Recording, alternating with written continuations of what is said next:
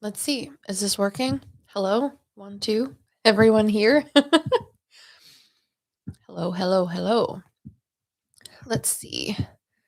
There are things that I have to do before we all start chatting. I know there's people. Hi, Paper Flower. Thank you so much for telling me. I think it was yesterday that the live was scheduled wrong. I actually scheduled it wrong not once, but twice, and then the third time is when you wrote a post about it. So thank you so much for telling me about that, Paper Flower. And I fixed it this morning. And it wasn't as big of a fix as I thought it was going to have to be. So thank you. I know, right? I literally so when you do a live stream, you can't use all of the stuff that I have. My husband bought me Mac stuff. So like Apple products. And I'd never really used Apple products before he had bought me any of my computers and things, and they use the web browser Safari. But when you're trying to schedule live streams or work on YouTube, specifically scheduling live streams, you can only do it if you use the Google Chrome browser. You could probably use Firefox and other things, but you can't use Safari. So trying to fix everything, and oh, thank you. I'm glad you like my glasses. I don't usually wear these ones because the lenses pop out. They're just not made for my rowdy rough and tumble life, if you will. um, but it's like a pain in the butt to schedule and reschedule. And if you mess up one thing, it's hard for you to just go back and fix it. But for some reason, when I went to go do that today, it worked. But when I was originally doing it, I made it twice because I messed up something in the description, or I didn't attach the thumbnail. So then I had to go back, redo it, do it again, and then I still got it wrong. So this is my PSA to Paper Flower for telling me because I tried so hard to get it right. And then I still got it wrong. And that's my introduction into how is everyone dealing with Mercury retrograde. Because I am trying really hard. And I feel like it's not working. I've had a lot, I'm not really one of the superstitious, Mercury retrograde people. Terrible lol. Brittany, I'm so sorry. um, yeah, I'm not a super superstitious person, and I do like astrology and things like that, but I've never really felt this effed up by Mercury retrograde. There's just been a whole bunch of little things that have been happening, and I even talked about it in a Patreon life update recently because I was like, this is terrible. What is happening? So yeah, the light in my fridge went out. The toilet that my husband and I have, which is brand new, just keeps breaking, and all of the hello everybody. The internal mechanisms, we're letting the toilet run and run and run and run and run. So every time we've tried to buy a replacement part for the back of the toilet, we finally realized that if you have an American standard toilet, you have to specifically buy an American standard pump filtration or system for the back of the toilet.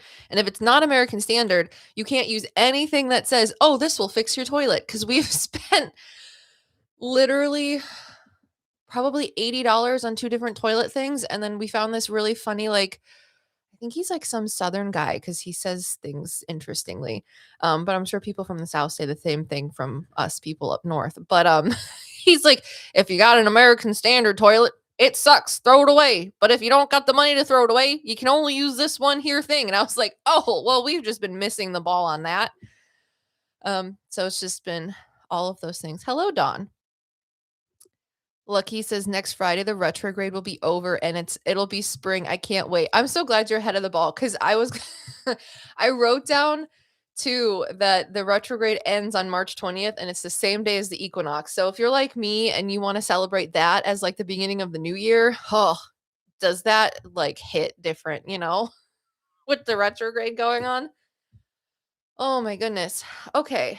But I just, I wanted to say thank you. Now, everyone that wants to do a YouTube live in the future, if you didn't know, you have to use Google Chrome or Firefox or something else. That's how you can set up a live. Otherwise, it won't even let you use any of your what is it? The camera, the microphone.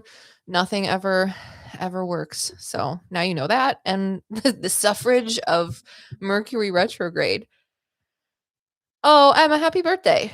My birthday is 3/20. That's so funny. I have a friend and his birthday's 4/20. And we always razz him about it because he's gonna get that till he's dead. But happy birthday, early birthday, Emma. I hope. Do you have any plans? Are you doing something fun? Oh, you guys are all so nice. Um, hell no. Well, maybe you can make tacos. I was really excited the fact that I got to have tacos this week earlier. So, okay, so today we are going to be doing mini live stream readings as always. I've actually booked out, I think, 6 medium readings, 4 pet psychic readings, and 2 plant readings. If anyone's interested, you can click the link in the top that's pinned. If not, we're here just for like some spiritual chit chat. But also, this is the last of the 3 like fundraiser charity sort of live streams that I'm doing. You just like, oh, what was it? January and February were was just so busy, so full of everything. Between the holidays and then the cold that was going around, my family got hit with the whole cold. It was my son first, and then it was my husband and I, and it really took like 2 weeks to feel better. The last videos that just came out, like the Maid and the Mother and the Crone, the podcast and the video, you can tell I was still just so just not. I was blowing my nose in between takes, if you will. So, um February was busy. I've been wanting to do a collaboration with a lovely human being who actually does different readings than I do. Her specialty is like she channels energy in a way similar to how like the exclusive services for like aura readings and wing readings go, but she does like a soul reading, which is so freaking cool. And I'm really excited to finally be able to collab with her and talk about what she does and what she offers and to give you guys like a different perspective on how psychic abilities can work for channeling energy. But that that was supposed to be recorded in like December, beginning of January. So we're behind on things, but that's okay. So today, the last of the charity fundraiser live streams. This one you can't donate to anything. I really tried, guys, to find different organizations that support getting insulin to people that don't have access to it for whatever reasons. And there isn't like any necessary like I know a lot of people that work in like the medical field either as nurses or doctors. And there is so much medication in the United States that just gets thrown out that's never been used. And I feel like well, one, it's really sad because it's already been paid for through whoever the person was that ended up not needing it. And they just have to dispose of it. Like even just opening unused bottles and just throwing it away in certain like biohazard manners, if you will. And it's just it's a waste. And I think the one thing that I have down here is as a link for insulinforlife.org. That actually is a place where if any of you know someone who works in healthcare or runs a healthcare establishment, whether it be a hospital or nursing home, whatever, hospice, um, if there's insulin that hasn't been used, and this Insulin for Life network or insulinforlife.org, they specifically will take even slightly expired insulin and send it as long as it's still like quality control meets QC stuff and ship it abroad to people in different countries so that people that can still use it can use it. But it's all like donation based. So I'm just when I learned about that, I was like, why aren't more of the like giant big corporations that exist in the United States working with this company or other companies in order to take unused medications and ship them to places? Because it's not necessarily a place that you can donate things to. It's only places that take unused like one company I saw or one organization, they take specifically like samples. So like I think the Eli Lilly or lilycares.com, there was There's another organization that works with Eli Lilly that takes all of their samples that go to doctors' offices and things like that to give to patients. And instead of throwing them away, they take those samples and then give them to people that are underprivileged. So I just like, there's nothing that you can do to donate, but these are the things that you can use, and they'll be in the description below as resources, not only for yourself, but to educate others on where you could get um, insulin or medication assistance if you are low income or have other things that are going on in your life. So, the American Diabetes Association, or diabetes.org, provides a guide to finding affordable insulin and lists pharmaceutical company assistant programs. One of those is the lilycares.com, which is like the third link that I have in the description below. Um, but it offers assistant programs often covering families with income up to 400% of the federal poverty level.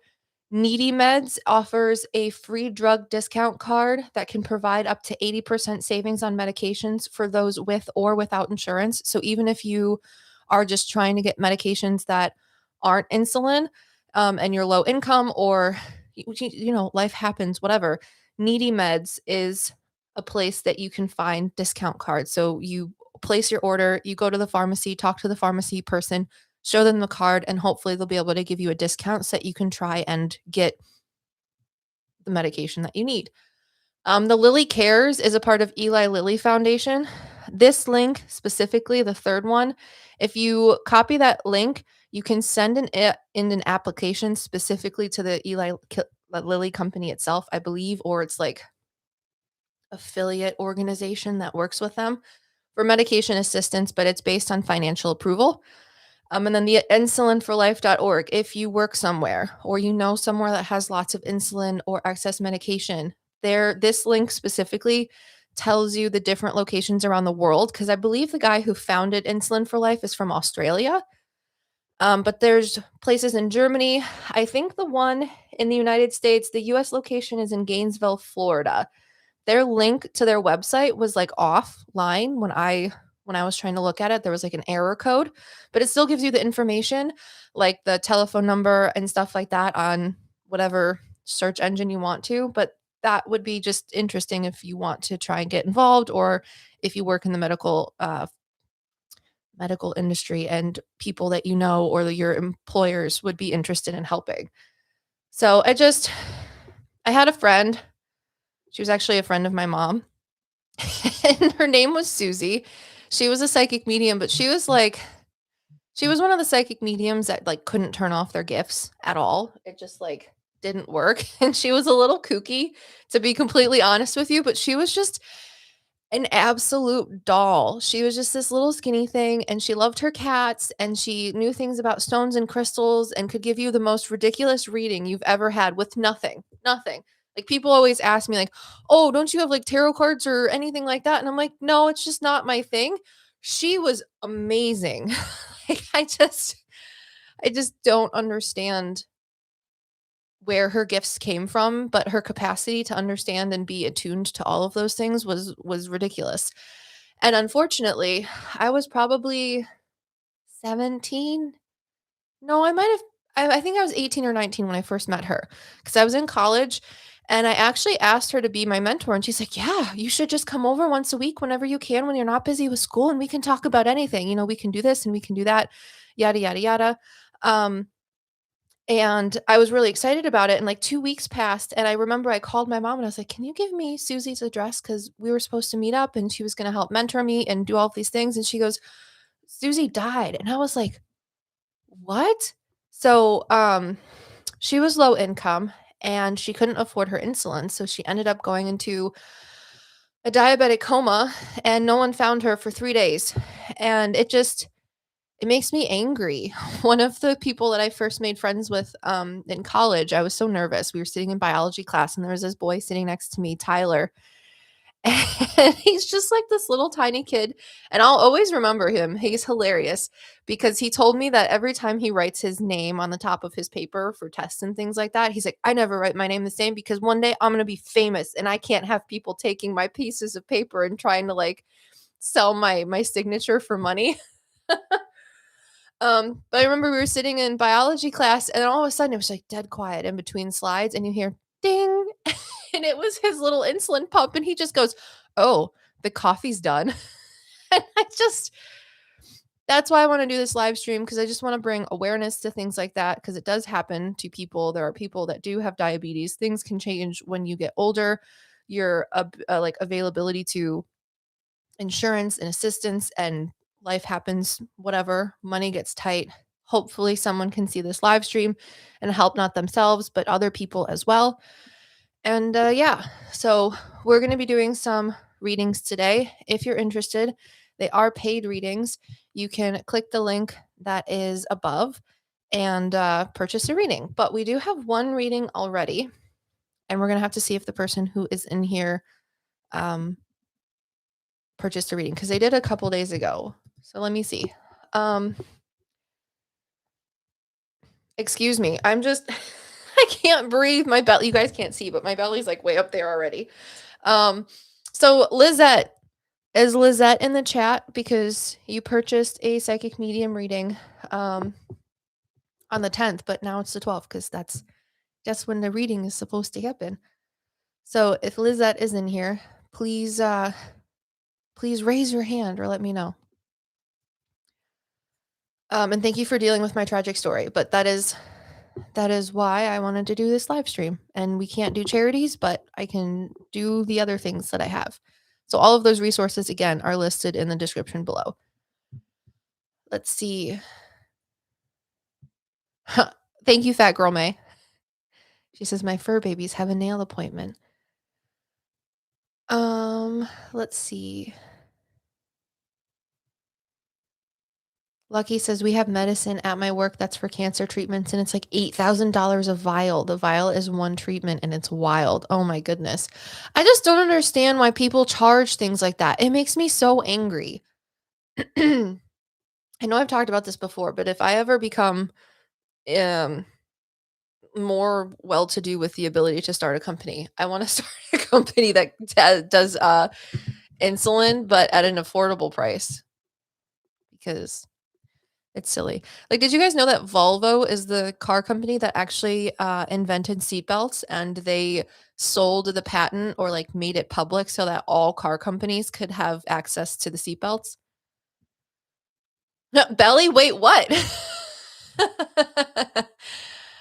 um, my pregnancy is going fine. I am 26 weeks, I think, this week. Huh? Emma, I feel like I told you this the last time. Actually, we can talk about what is it? Doss House thing, the Doss House investigation. If you guys haven't watched that, that was a little paranormal investigation that I did with Russell, Janelle, and Anthony from Nightmare Fuel Paranormal. I was actually like a month pregnant when we filmed that. So I'm sorry. You guys are so funny. It is going well. I'm very excited to have another baby. This baby is very wanted, very prayed for. And yeah, it's been a journey. All right, so I'm gonna put Lizette on the back burner.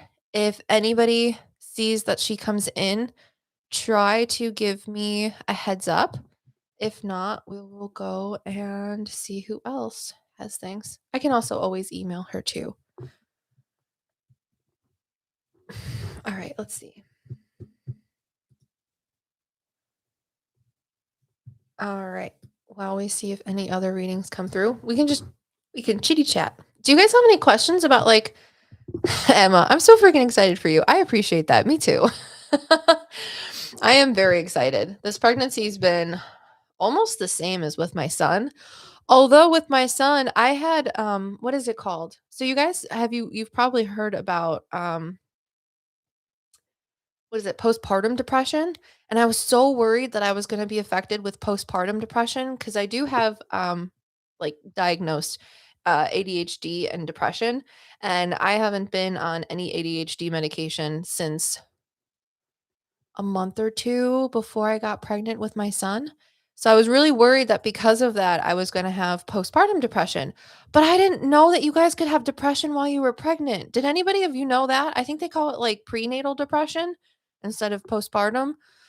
Um, and that is absolutely like, I don't know. I want to say ridiculous if you ask me, but I didn't know that I had it until after my son Oak was born. I was like, that is ridiculous. I thought I was just really, really tired because I was pregnant, and I've been really tired during this pregnancy too, but the night and day difference from like a few days after my son was born to when I was actually pregnant was crazy.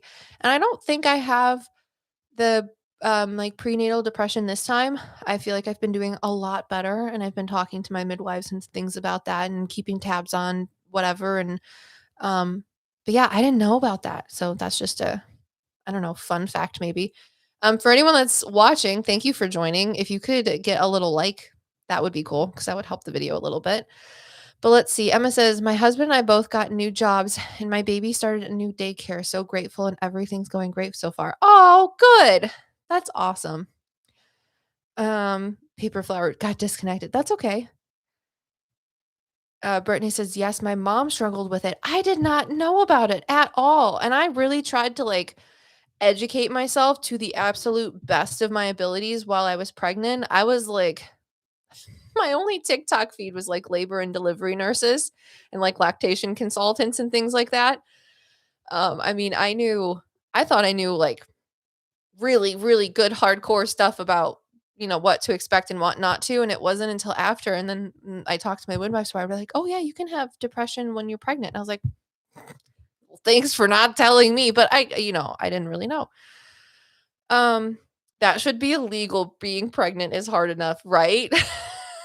It should be illegal.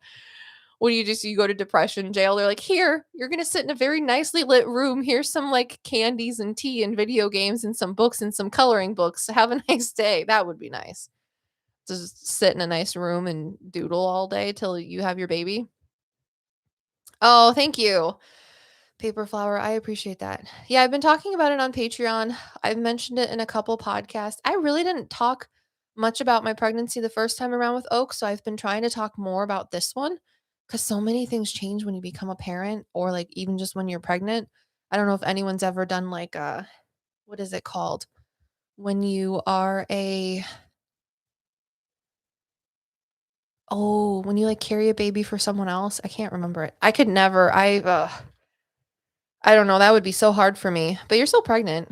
Um, Emma, I just have depression. Lol. Somehow I didn't have it or postpartum after my baby. Well, that's very good. That's a very good thing. But Lucky says it might not fix the depression, but it wouldn't hurt either. Emma says, put me in depression jail. Surrogate. Yes, that is the word, surrogate. I don't think I could be a surrogate mother. It would be really hard, like carrying a baby for so long and then just giving it to someone else.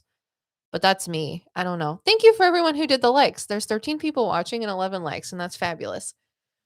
I appreciate that. Um, I know. Like, I just and like things have popped up on my feed about like, oh, become a surrogate. You can make like 60 to $100,000 doing this. And I'm like, I don't know. But it just like, I don't know. Pregnancy is such a wild thing. And even just trying to be pregnant, I just like when I first started doing professional readings, I had a lot of, I wouldn't say a lot, but it wasn't something that I'd ever been like exposed to before, but women asking me who had had problems getting pregnant, whether they were doing IVF or they were just older, or anything like that. And it was like, I never really understood what it felt like to try to have a baby and have difficulty with it. And now that I've gotten to that point, I just like once you get pregnant, like there's no way you're taking that baby from me. Are you kidding me? For real, $1,600 isn't enough, in my opinion, for all the pain and changes you go through. That's true too. My body will never be the same after having a baby. And I feel like no amount of money necessarily is enough to do that. Plus, I think when you're a surrogate mother, there's a lot of like medications and things that you have to be on. Because I mean, when you're pregnant in the first place, the reason your body goes all cattywampus is because you technically have like a foreign object or a foreign body, if you will. Talk about UFOs.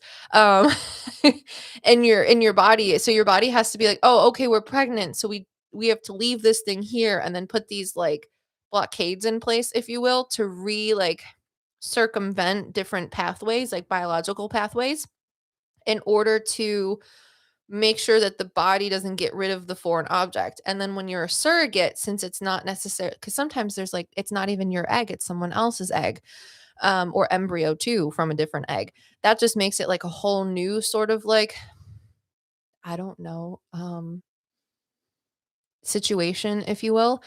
And it can be a lot harder for all of that stuff. So anybody that's a surrogate, kudos to you, because I don't think I could do it. Brittany says it would absolutely be so hard, but the life you could give to a family unable to have one of their own is so precious. Exactly. I 100% agree with that. I don't think I'm woman enough to do that though. And the kicking is super trippy. I love it. I try to get my husband to feel, and when when we had Oak, it would always freak him out. He's like, I don't like this. And now it's like when I try to get him to feel this baby, they stop and he's like, I don't feel anything. I'm like, I think they know that they're like being asked to do something and they're like, I'm not your show pony. Anyways, so does anyone have any like spiritual questions? Because that is what we're also here for today. Do you have any questions about the last two podcasts? Oop, excuse me, like podcasts and live streams. We did the Doss House investigation. Did any of you guys watch that yet? The Doss House paranormal investigation? I know it's only part 1. I think I'm going to work on a part 2, but Russell has been working a lot and hasn't had time to necessarily be on the same page, so I'm kind of waiting for him to do his own thing so that we can have subsequent parts that are coming out. But Emma, yes, of course.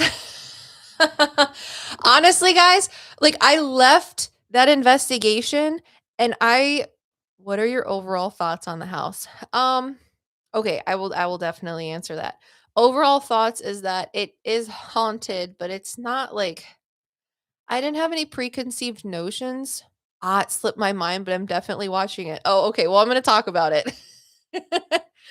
um I mean, it's haunted, just like I think I don't wanna say any place, but like a place that's as old as it is spoilers, right, Emma? But I didn't realize that when I was in the car, because I ended up not getting the footage from when Russell and I did our little vlog in the car when we were driving, because Brittany, I watched it, but it was literally right after it came out, so I don't remember a ton. That's okay. Um So we did like a little vlog while we were driving, and I don't know, Russell uses fancy recording equipment. I just have my little tiny like EOS camera that I've had for, I don't know, 2 or 3 years now. And some of the footage is like in a weird file format, so I couldn't download it, that type of thing. So I'm glad that I recorded the little intro in my in the car before I went in the house while Russell and Janelle and Anthony were on like their tour or whatever. But I left that investigation thinking like it was very ho hum, sort of like we got decent interaction with all of the EMF and EVPs, and like the equipment that Russell has is really cool. I love the car intros. Oh, good, I'm glad. um, but I left and I was like, there wasn't anything super exceptional that I couldn't really that like came to my brain, if you will. But then I started reviewing the footage like, I don't know, months later. And Emma says, does Anthony have like significant clairaudience, do you think? I feel like he always hears things no one else does. I think Anthony has good clairaudience and good clairsentience.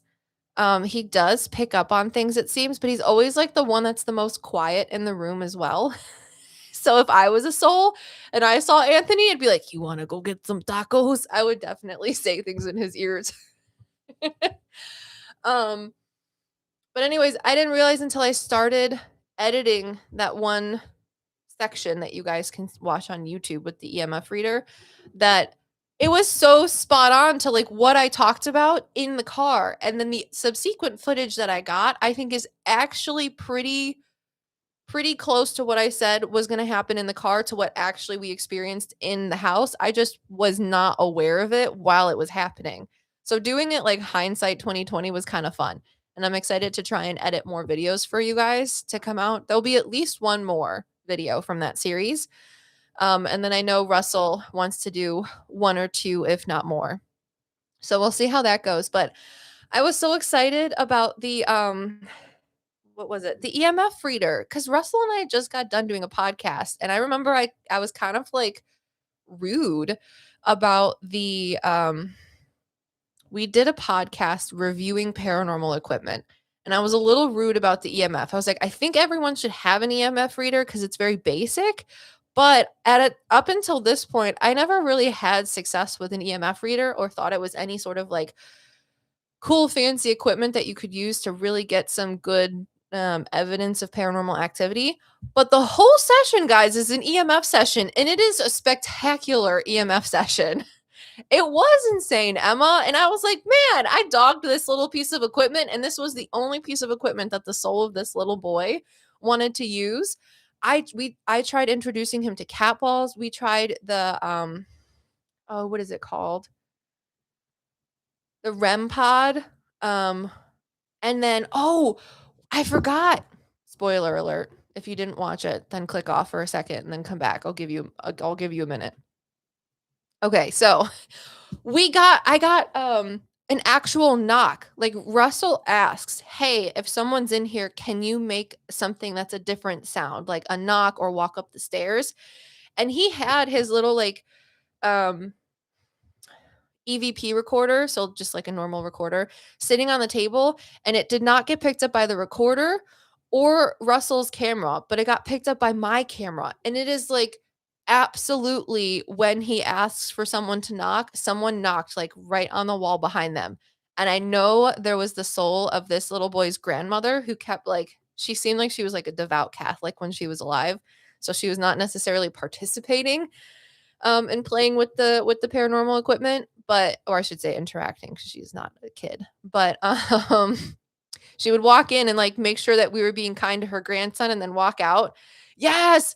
When I got that, I immediately texted Russell and I sent him Snapchat. I was like, you need to listen to this. He's like, hang on, I'm on my computer. I'm gonna check my footage. He's like, how did you get that? I'm like, I don't know, but it's there. Although it sounds like the knock comes from the wall behind them, and I was just thinking about it. However, my camera was on the table in front of them so that we could get a picture of the doll. So maybe someone came up and like knocked on the table because the table was like a solid wood coffee table. But when we got that, I was like, oh, this is awesome. And Russell's like, can I use your footage? I'm like, yeah, I don't care. You can use that for the sound.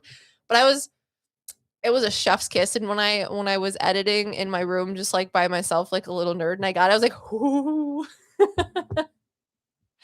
It was silly. I showed my husband as soon as he came home. I showed my sister-in-law when she got done watching my son. I was like, you got to look at this. This is cool. So I enjoyed it because I do think the place is haunted. There was a couple times where I felt like there's a video online. I don't remember.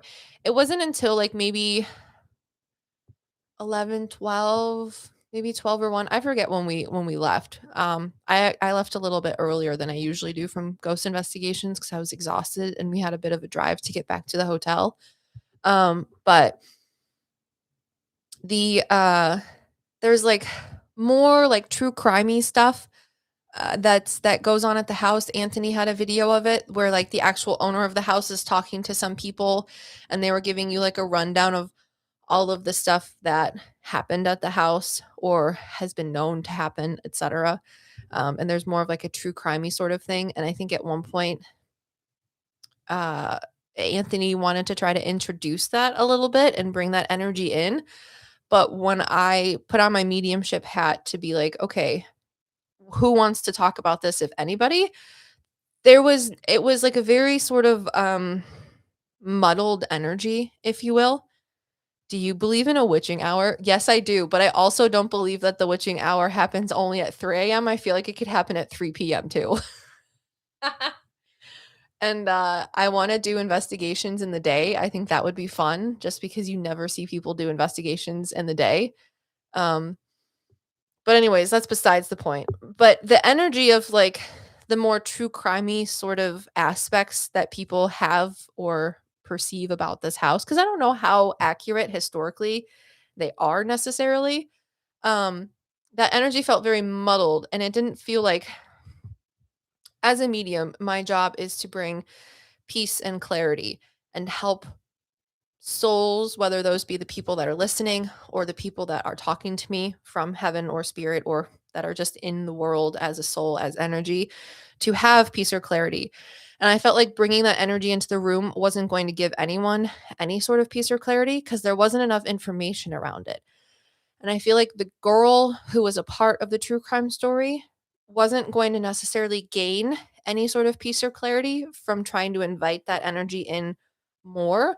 So it's not necessarily that I stopped it. I just didn't look into it any further because I felt like the rumors around her story are more prevalent than the truth.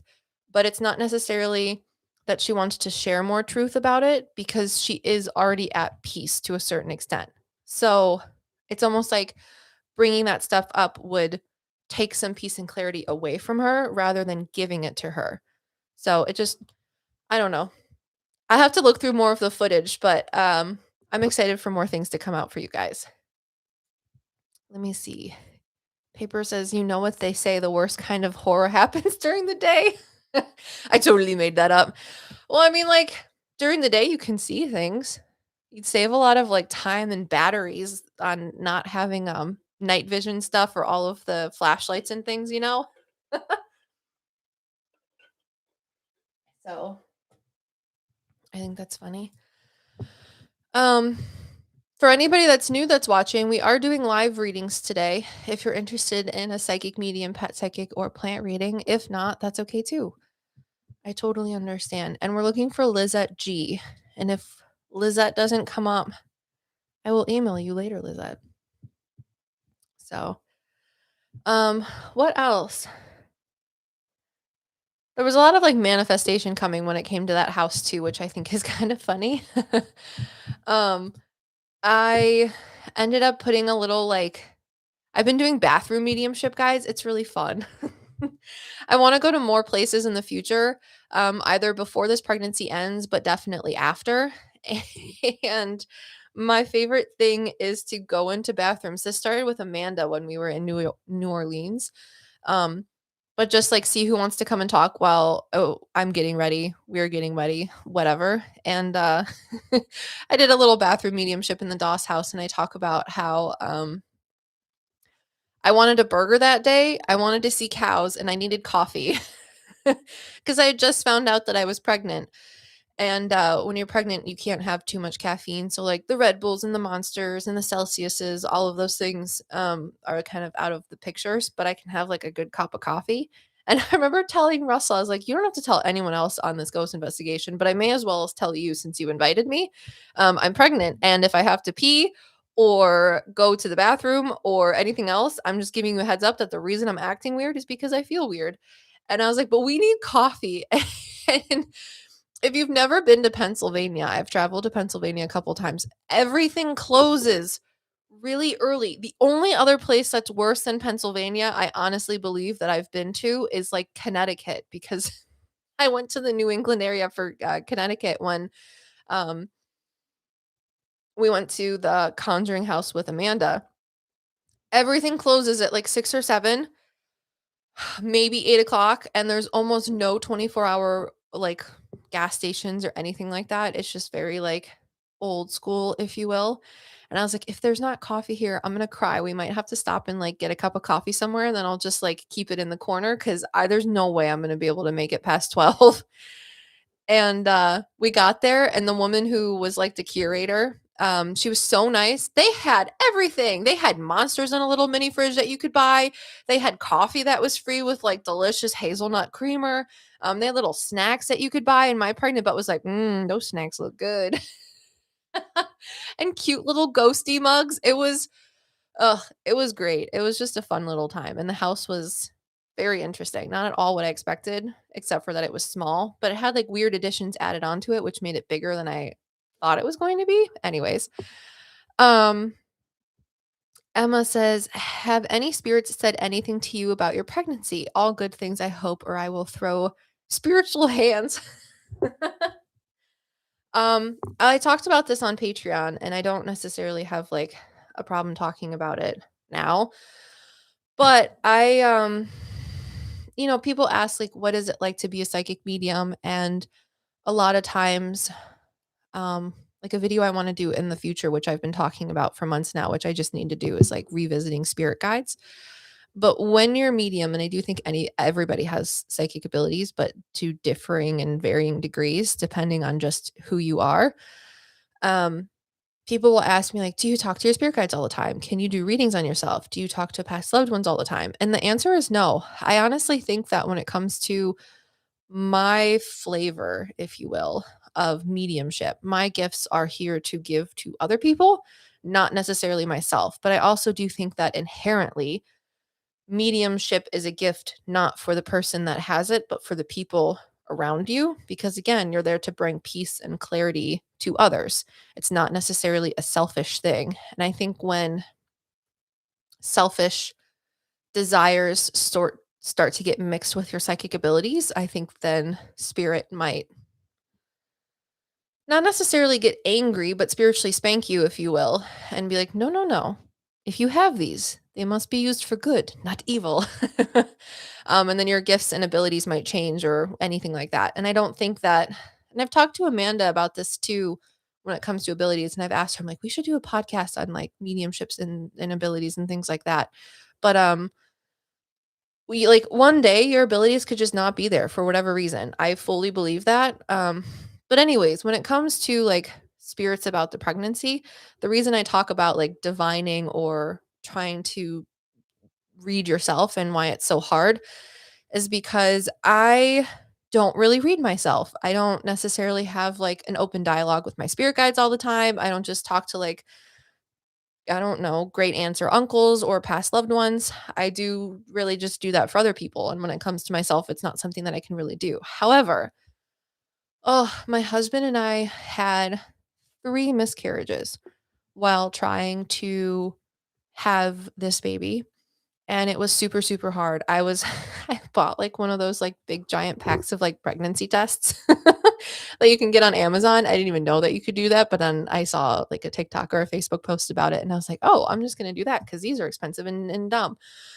Um, and I remember just like they were mostly like chemical pregnancies, which is like 5 weeks or less, but they're still positive tests and you feel funny, you start to get morning sickness. I mean, that's gonna be different for everybody. That was just my story.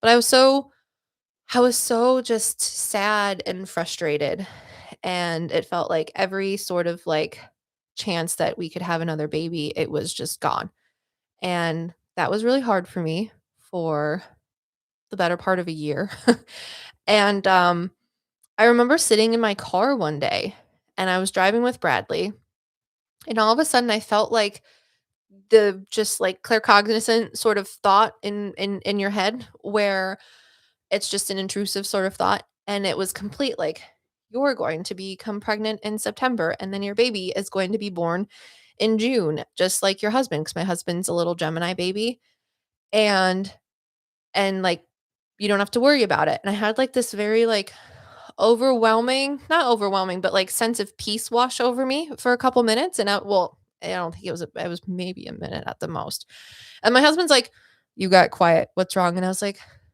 "I don't know if I don't know if I wanna tell you what I just had, like, as a thought come in my head." And again, people ask me all the time, like, "What is it like to talk to spirit?" or "What is it like to channel your spirit guides?" And I'm not necessarily sure where the information came from. However, um, the other question I get is, like, how can you trust the information that you get is valid or if it is coming from spirit, or should I listen to it? Should I not?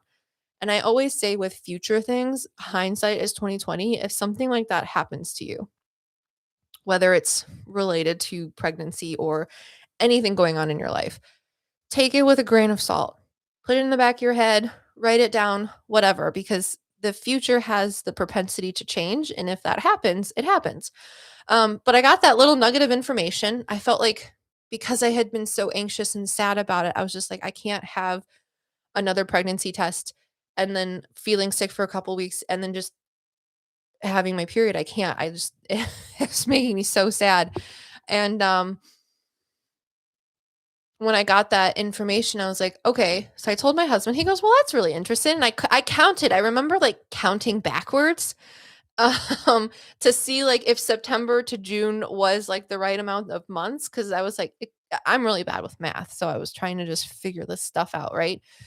So I told my husband about it. He goes, that's interesting. And mind you, that was like 3 or 4 months before we ended up actually conceiving this lovely baby.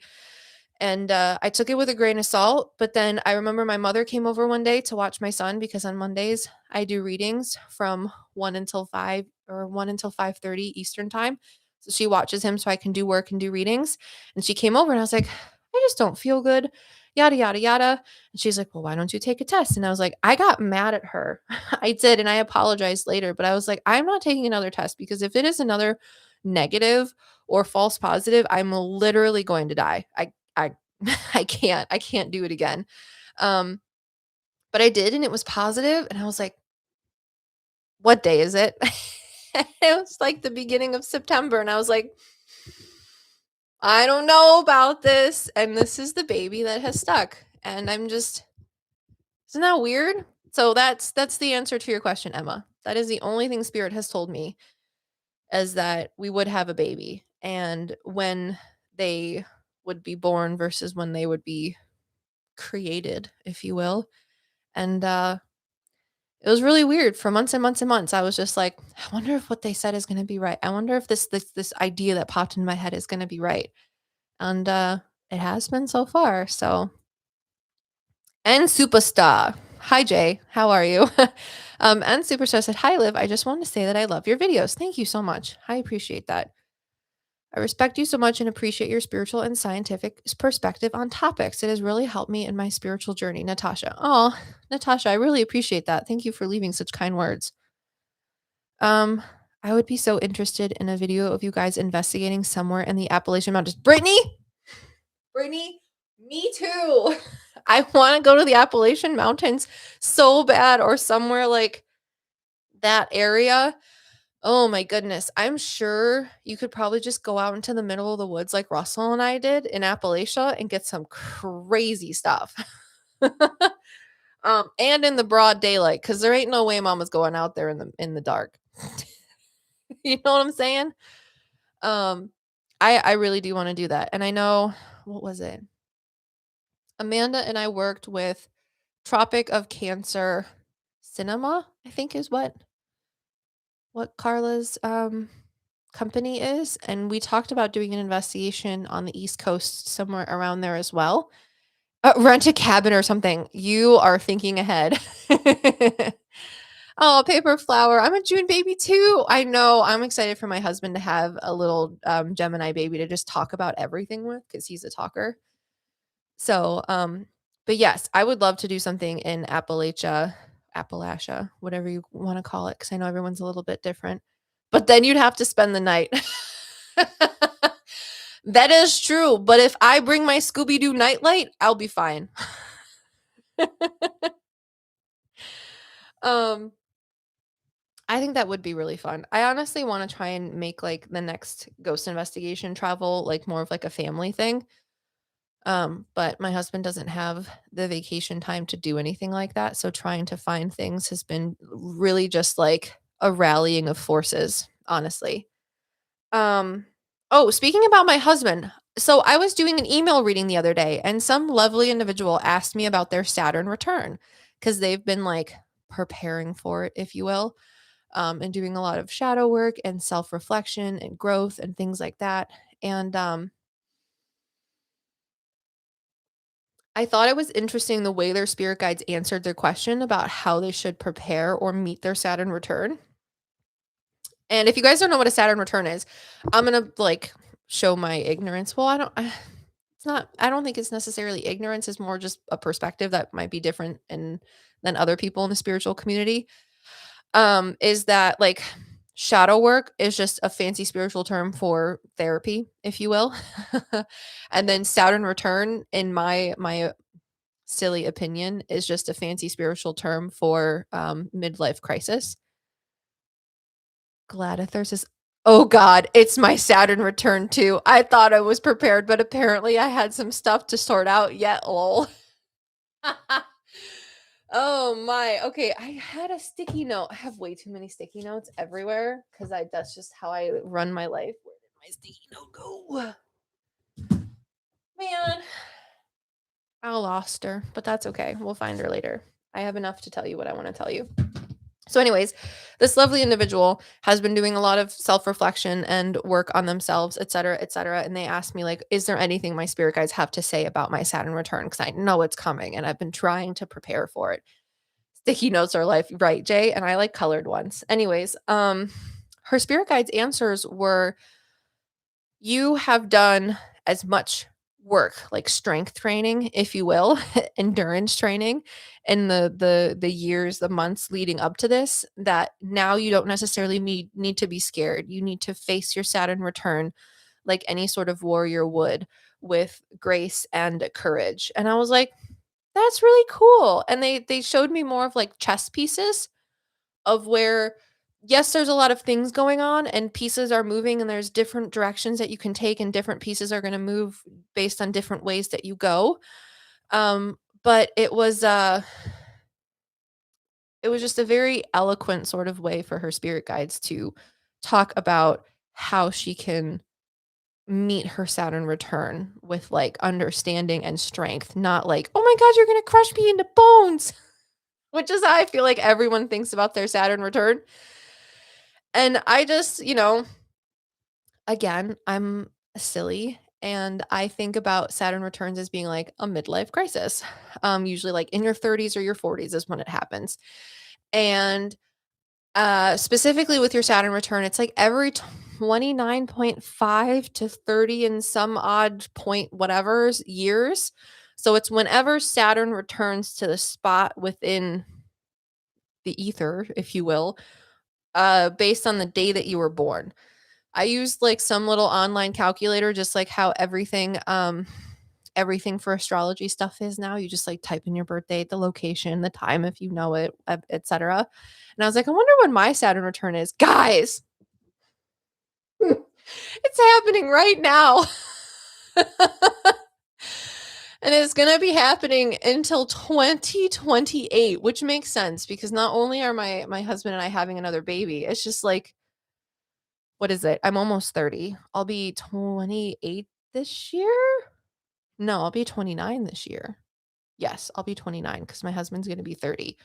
Um, so then I, googly clicky clack typed in my husband's information. We are going through the same Saturn returns at the same time until we die.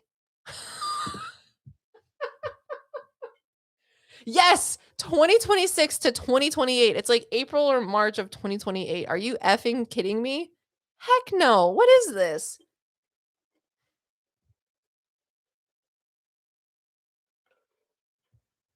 Oh. But my husband's been joking that he's been going through a midlife crisis. And I just typed in his information, but we are going through, I think we have a midlife crisis now until 2028. And it's the same start and end dates for us the entire time. And then I guess our next Saturn return is in like 2057 or something like that. And then God willing, we live long enough, it's in like 2080 something. Isn't that crazy? So I told him, I was like, you have to be on a podcast. I'm going to do some research about Saturn returns and we're going to talk smack on the internet about it. Right, paper flower, exactly. But what kind of trash fire, like coincidental stuff is it that you and your partner are going through your Saturn returns at the same time? I need all of you right now to find an online Saturn return calculator for you and your best friend or you and your partner, like you and your mom, and come back and let me know in the chat, like the description, like comment it. If you're going through your Saturn returns at the same time, because I was like, maybe we'll have a little bit of breathing room. Like maybe Brad's going through his Saturn return and then I'll have mine. No, same time, trash fire, not okay. Emma, girl, okay, just a sec. Oh my goodness. So yeah, I want to try and do a podcast on Saturn returns, if not a video too. I don't think my husband will be in the video, but he could be in the podcast. You guys can hear his fun voice. WJ says at Emma, I was one of 3 Geminis in our house growing up. Fun times. My mom might not have agreed. You Geminis are funny. You really are. My husband loves to talk. He loves to share every idea that he has about everything. And then if he gets really, really like offended, he just gets really quiet. Oh, which is funny. Hi, Linda. Hi, Liv. I loved your stream the other day. Glad to see you here. Thank you. I appreciate that. I am here. I know. I said I was going to do this in January, but now it's March, but we have time. And I found resources to help people that need assistance finding insulin. It was not what I thought it was going to be, but it's good enough. And hopefully, around the Christmas time again, we can do more fundraiser stuff. So if you guys have anybody who's watching this, whether it be now or in the future, if you have specific charities or fundraisers that are special to you, etc., please let me know in the comments below, and I will try to look into them for this year's little charity thing, because I think it's important to help as much as you can. So, and in any way you can. I may not want to help or be able to help in the way that I want to, but you can always help in little ways. So, other questions. We had the Maiden, the Mother, and the Crone. Part 2 is going to be coming out. And the only reason it's a part 2 is because I've really been trying to keep the videos to about a half an hour. I don't think there's much of a reason for videos to be longer than a half an hour. I mean, an hour tops. I don't even think they should be an hour, because when you guys sit down to watch something on YouTube, I don't feel like I should be taking up an hour of your time. I think a half an hour of anyone talking is like enough. And then if you want more, then there's like part 2s, part 3s, etc., etc. So that's why I split it, is because I got to like a good stopping point. Same thing with the EMF reader. That video was going to be either a half an hour, 40 minutes, or it was going to be like an hour and a half. And I'm like, that's too much of one thing. Like, don't sit there and watch me on YouTube. Go outside, go yell at a bird or something. Enjoy the sunshine, make cookies. Linda Garden Lady, I grew up with another Aquarius. We didn't get along that well. Was my mom. She was on this February 17th. So the end of Aquarius, and my birthday is on January 25th. So the beginning of Aquarius. We're all in this together. That's so funny.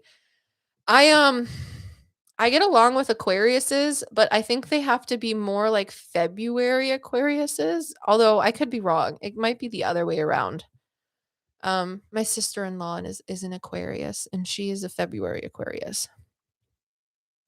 She's very strong-willed. And I love Tessa. She's great. She's playing with my son right now. I'm sure they're having a very fun time. Okay, Paper Flower, OMG, I'm back and I checked. Lay it on me. When's your Saturn return?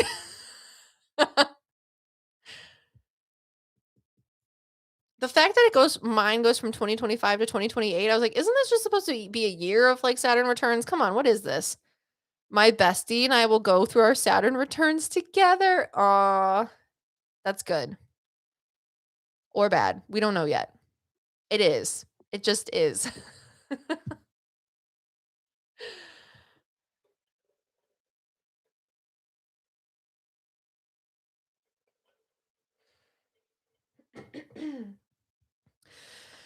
Nicole Exo says, what is your lens on the big 3? I am a Leo, August 16th, and double Virgo. I do think that the big 3 is a good way to understand the general consensus of somebody. However, I do think if you really want to know the most about yourself or someone else to get an in-depth and most accurate what is it? Astrological chart done, because it is like, I don't wanna say it's stereotypical because sometimes stereotypes are true. That is why they're called stereotypes. They're built on little truths, but which is usually what annoys people, which is fine. I think stereotypes are funny, even if about myself. So, being like an Irish ginger, it's hilarious. But, I do think that the big 3 can be a good starting point for understanding yourself and others, but I would not let it inhibit you from learning more about someone, either personally or doing like a big astrological chart, even yourself.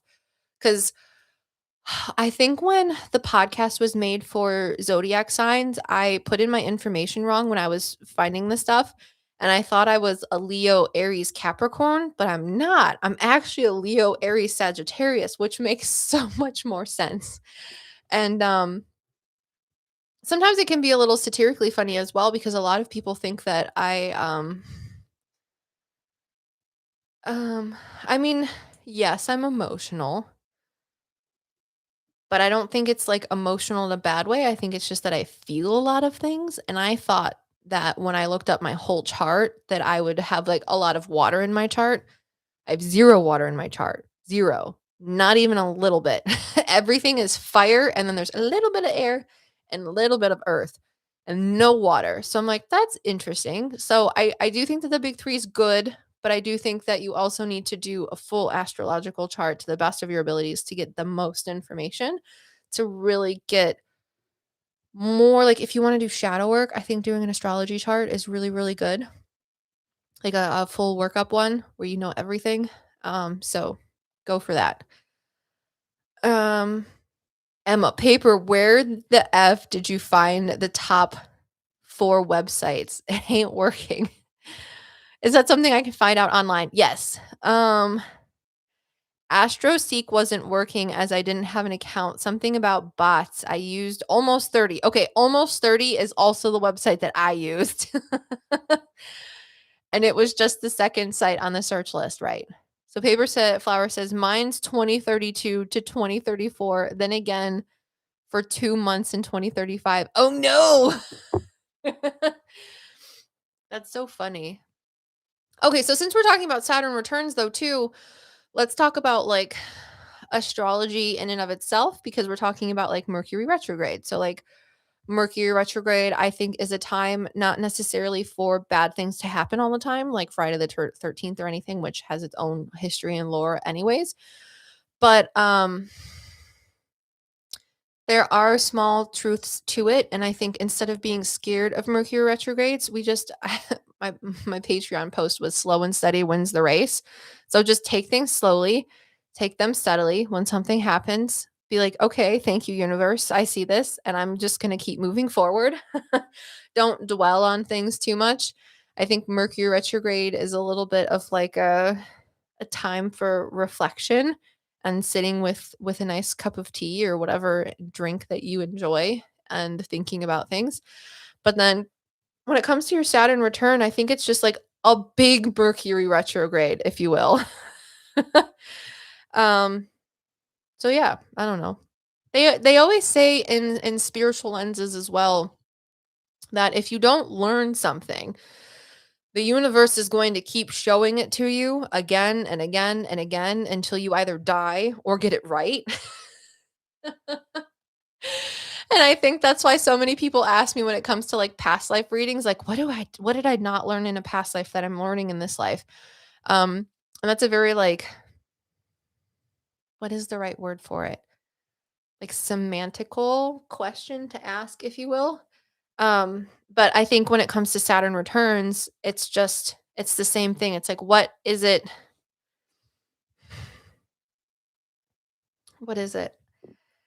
Before your Saturn return, you're trying to figure out who you are and how to survive. And then once you go through your Saturn return, it's like a review of who you are. And it's like, what is it that you have used to survive? But now, what is it that you need to do in order to thrive. And you can either get that right or you can get it wrong. And then you have your subsequent Saturn returns. So maybe that's why they're more than just a year long, because it really is a review. Since we kind of talked about like the maiden, the mother, and the crone, it's very much like a more astrological way to look at how are you growing and what is it that you've used so long to get here that you don't necessarily need to use. So try something different and then see if it works. And if it doesn't work, we'll see you again in another couple years. So I don't know. But I don't think it's anything that you need to be scared of. I think you just need to sit and stand and meet yourself and figure out what's going on and move through it. Cause I was actually joking with my friend a couple days ago when I found out the whole Saturn return thing. Um Steiner says, I'm Capricorn, Aries, Leo. Oh, that's so cute. Paper flower, Gemini, Virgo, Cancer. I have all the elements. Call me the avatar. That's great.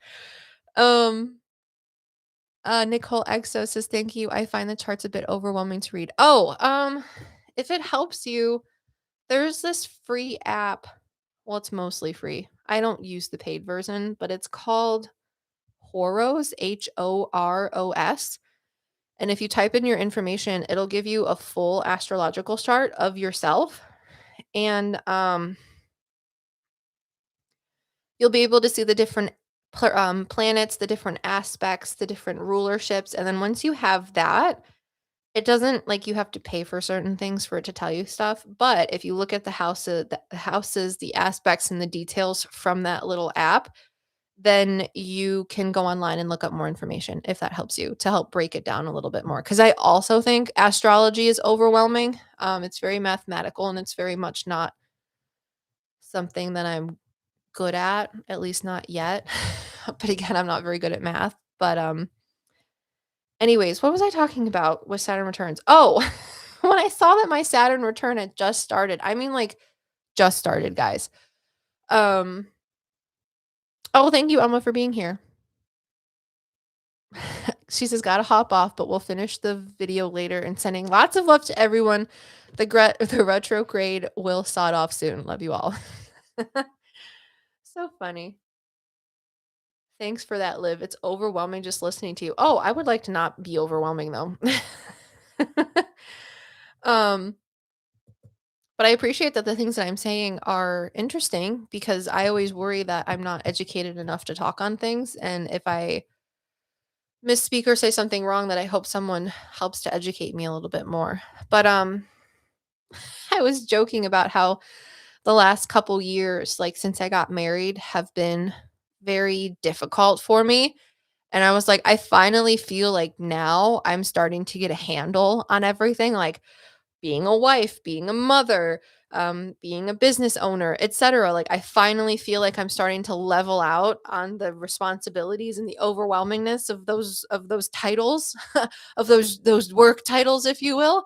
That I was like, there's no way I'm in my Saturn return because like it can't get worse than this. Like I'm finally feeling better. And my friend was like, you better knock on wood. So I did. Honestly, I was outside in my front yard for a second bringing groceries in when I was talking to my friend, and I stopped and I I knocked on the base of the tree that's in my yard, and I was like, "I misspoke. Please don't make it worse. I feel like I'm finally doing better." uh, Hi, Dinosaur Ivan. I'm doing good. Just a little out of breath from talking for a while and, having a baby belly because they push up on everything, but I'm good. How are you? Um, I was just looking to see if anyone else scheduled any more readings. It's okay. No one has. That's all right. There's always next time. And I'll have to reach out to. Well, now I have to find it. I'll have to reach out to Lizette on an email and see if I can answer her that way. But again, thank you guys all for being here. I will bring everything to a close in about 20 minutes. We'll say 4 o'clock Eastern time. Yes, chilling and talking is great. I needed to just hang out. maybe a little bit, talk to people about spiritual stuff and becoming a mom. I really appreciate you guys asking questions about that because, again, I didn't really talk about it the first time. And so many videos were recorded with me being pre pregnant that it was almost like by the time I was on maternity leave, no one really even knew I was pregnant. So it was, it was a good time. It was interesting, but I'm just trying to like, I, being pregnant was so, um, it was so hard for me the first time, and the second time, it's been almost identical. Like, one of my favorite things is when I eat something that the baby likes, they, like, wiggle around and do these cute little, like, flipsy flopsy turns and things like that. Oh, thank you, Paper Flower. She says, "Remember to like the video." Yes, please, if you're watching, like the video, it helps. And next time we'll do more live stream readings, hopefully, because I like to do the live stream readings not only because it helps me personally, financially, to perpetuate eating food.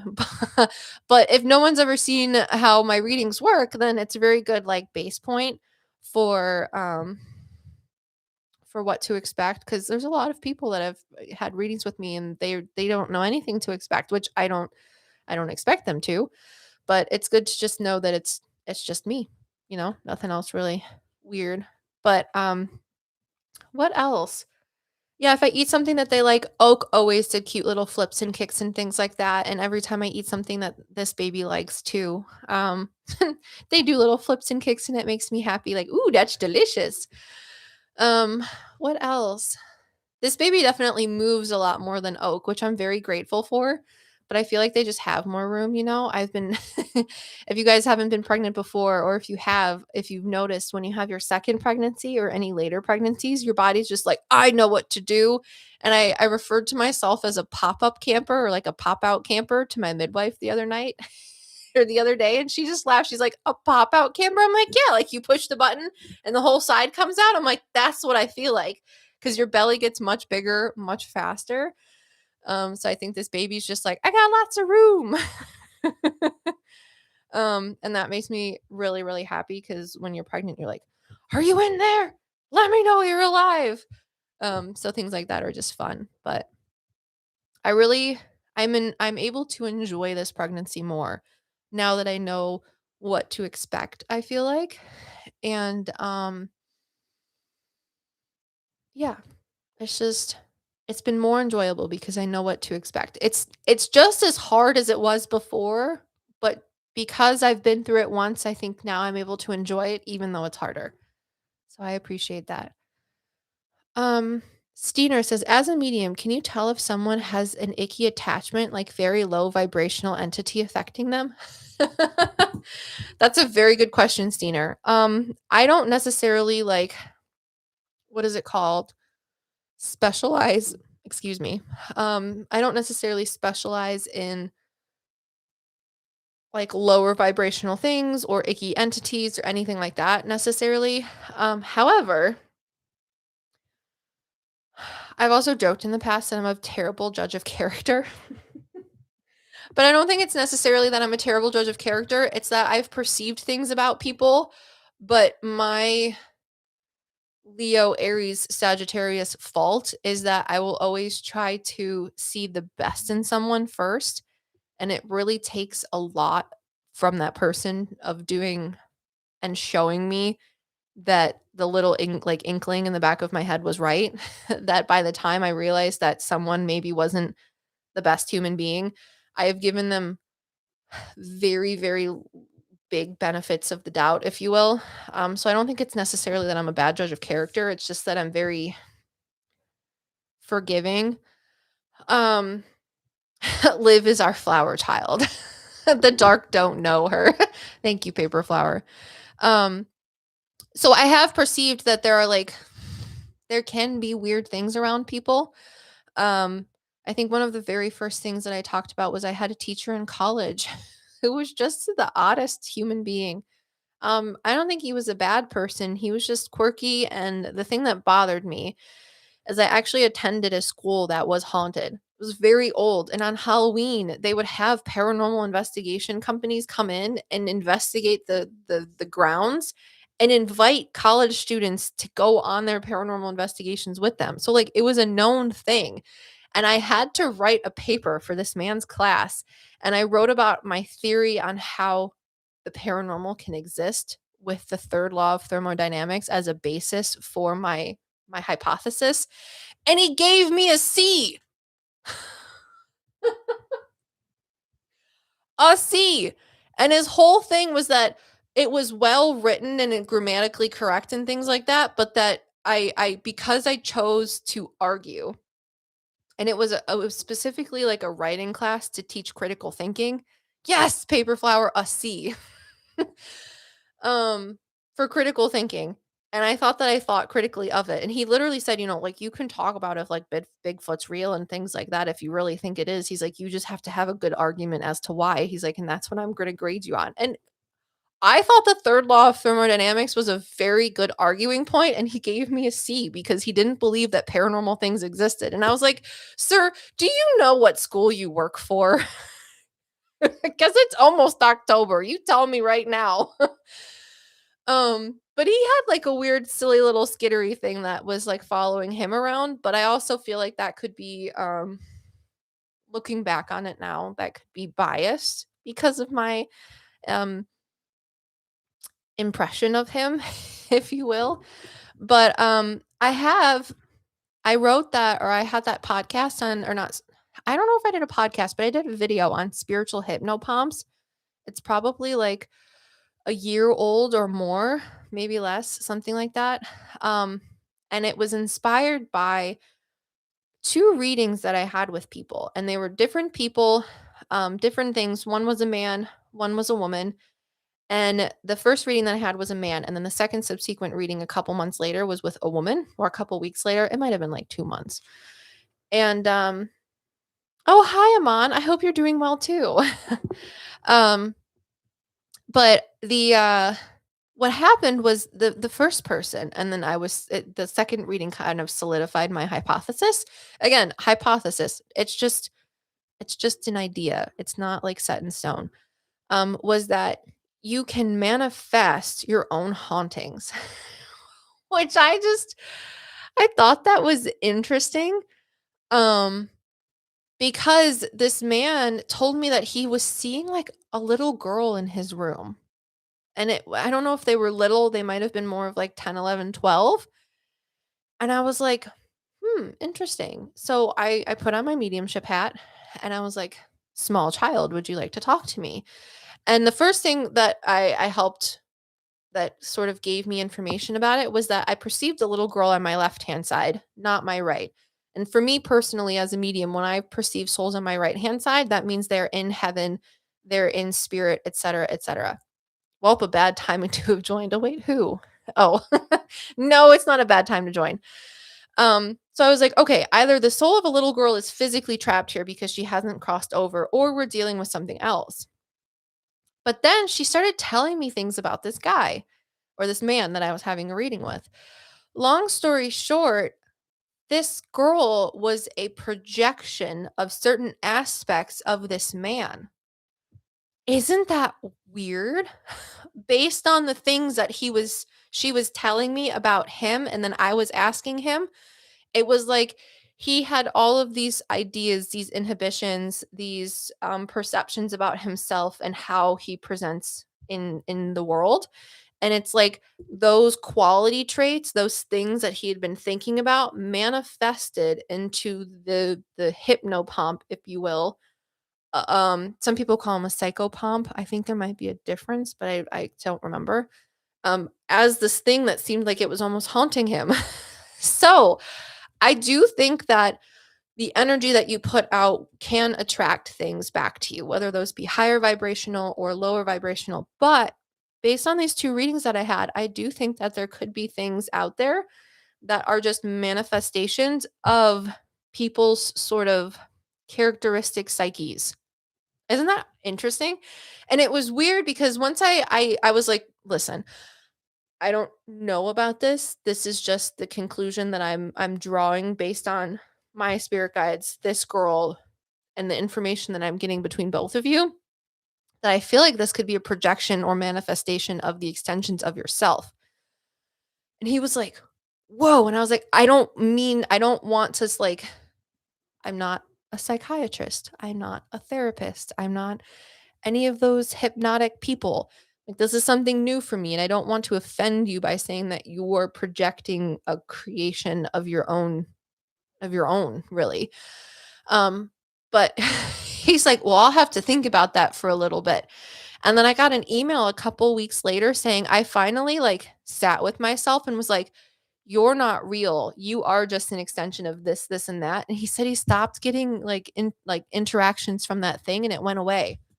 Isn't that a wild concept to think about? Anyways, um, so yes, I do think I hope that, what is it? Oops, sorry. Gosh, energy is so interesting. Yes, it is very interesting. Sorry, I'm gonna go back really quick. Um, looking at okay, icky attachment. Yes, yes, yes. So I do think that you can have that, but you also have the ability to get rid of those things, depending on if it is sort of like your own projection or if it's something that you've attracted. Um,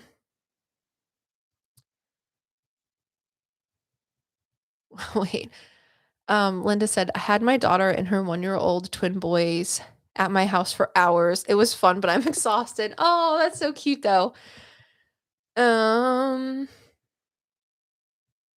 it is this is an interesting question. I just want to know yourself being a medium. I was wondering if you know anything about your baby's possible past life, or is it too early to know? Oh yeah, I don't know anything about um my baby other than that little story that I shared earlier where someone was like, "You're going to have a baby. Stop being such a worry wart about it." um Nicole says, "I've booked a reading before. Loved it." Oh, thank you. I would look like to book again in the future, although I have a fear that there's a possibility that things might not come through, which holds me back. Oh, well, Nicole, you know when your reading was. I don't know when your reading was, but I do tell people that if you want to book any subsequent readings with me, if you've already had a private reading with me to any capacity or extent before, waiting 4 to 6 months or more in between readings usually is a safe bet to ensure that someone or something will have opinions based on the time that's passed from your readings, if that makes any sense. So like some people ask me like, "Oh, I loved my reading. I want to book another one with you like next week." I'm like, "Listen, as much as I would love for you to support me every week, I want you to have the best reading. So, in order for you to have a better reading, more time needs to pass between when you talk to me versus when I talk to you next, so that spirit has the time to have passed to give more insight, more direction, and help you out because that's what these readings are for, right? For peace and for clarity. So if 4 to 6 months has passed, I wouldn't worry about the possibility that things might not come through. I can never guarantee what souls will have to say to you. If you're looking for a specific question, I can't guarantee that they'll answer that specific question. But waiting more time in between readings, again, 4 to 6 months, will hopefully help ensure that someone has something to say to help give you guidance or just check in, if you will. So I hope that answers a little bit of your question. Dub, dub, dub, dub, dub, going back down. I think it's been 2 years. Okay. Well, if it's been 2 years, um, I think that's a good enough time to have waited in between readings. However, if you don't feel ready to have a reading, you don't have to book a reading with me. You book a reading whenever you want. I'm not here to tell you to. um, Paper Flower says, there was a time I confronted my shadows, the negative aspects of myself I built over time due to depression. Once I did, I felt so much lighter. I couldn't help but think if there was something there. There may have been like a solidification or solid making solid of your shadows um because of the depression and things like that. Oh, I've gone through a lot of things with depression and stuff like that, especially in college. College was very, very hard for me. And I've let go. Hmm. I don't want to say I've let go of a lot of things because I don't think I'm necessarily there yet, but I have dealt with things and been able to look at stuff that I've gone through in different perspectives. And honestly, a lot of the times when it comes to shadow work, the way I like to view it is like those things are in your shadow, but if you're able to put them in the light, then the shadow becomes smaller. So it's all about being able to shed light on darker parts of yourself or darker things that you've experienced, know about, etc. Because then when you bring it to the light, it goes away. Because without if there's more light, then there can't be more shadow. And that's kind of how I like to view it. So it's not necessarily that it's gone, it's just that you've been able to bring light to it, which is seeing things in a different perspective, accepting things that you can't understand, et cetera, et cetera. That's one thing that really got me. I was doing a reading for someone. It might have been an email reading, and their spirit guides came forward with the for what you cannot understand, acceptance is key. That is something that's gotten me through some harder days, if you will. So, um, Nicole says, I don't have specific questions. I'm just super open to receiving and gaining perspective. Oh, well, then that would be more of like a spiritual guidance reading, which is more of just like a free flowing conversation. So, again, it's been 2 years. If you don't want a reading and you don't feel like drawn to it, then don't do it. But that's definitely not something that I would be worried about. Like I had a reading the other day. It was actually yesterday with a very lovely woman. Um, and her fiance had passed. And I was so nervous to talk to her fiance because she mentioned it. And I was like, oh no, she's going to want me to talk to him. But that's a really big responsibility. I'm like, what if I can't talk to him? What if he doesn't come through? And I was like, I want to be able to do this for this person to talk to their loved one. But I don't control it. So like that egotistical expectation of yourself versus what you can actually provide spiritually can sometimes like gets in my way. So I understand what you feel like when you're trepidatious about things like that. And we ended up having a really good reading, and he came through, and it was very enlightening, if you will. And he was much less hard to talk to than I thought. But it's just like, you want to be able to give someone something like that. And as a medium, that's not always feasible. So I was just nervous about it. But anyways. Steiner keeps asking, Paper Flower, how did you like confront the dark parts? And you said, I told the voices in my head that they no longer will have a hold on me. That there was a time I clinged to them to give reason for my sadness, but they no longer served me. That's very cool. Oh, so that's like, not to simplify it, because I don't want to simplify things for you, Paper Flower, but one of the things I've been thinking about writing like a Patreon life update about, if not doing a podcast or a video, is the magic of gratitude. Because I also have been working on trying to no longer hold space for the thoughts that hold me back or are negative that I have about myself or my situation or just life in general. And instead, when those thoughts come forward, replacing them with something that I notice as like being grateful for. I call them the little glimmers. So I think that's maybe similar to what you were doing with when you recognize those thoughts, you're like, I don't have time for your BS anymore. Exactly, the gratitude part, right? And I've never heard of someone like, about like green witches and kitchen witches. And I do think that I'm very much like, when it comes to magic, I really like more like folky sort of magic. And I was having a conversation with my friend where we were hypothesizing that there's different types of magic. There's ceremonial magic. There's I don't really even know. Honestly, there's just a whole bunch of different types of magic. And I'm not much of a ceremonial magic person. That's just not my thing. If maybe you're more left-brained, then that might align with your energy. However, we were talking about like folk magic. So like washing your dishes with intentions, sweeping off your porch, opening your windows, or I think we talked about this in a past live where it was called like burping your house is what they call it in like Norway or Finland, where you let the windows open and get fresh air and then close them. What else? Stirring your coffee or your tea a certain way for manifestation or cleansing energies, stuff like that. And I feel like that type of magic was built with like the idea or the essence or the energy of gratitude. And I really wanted to maybe do like a podcast or a video or both on the magic of gratitude and just like changing how you think about things. But anyways, that's what you talked about with facing your shadow is that's what it makes me think of. So,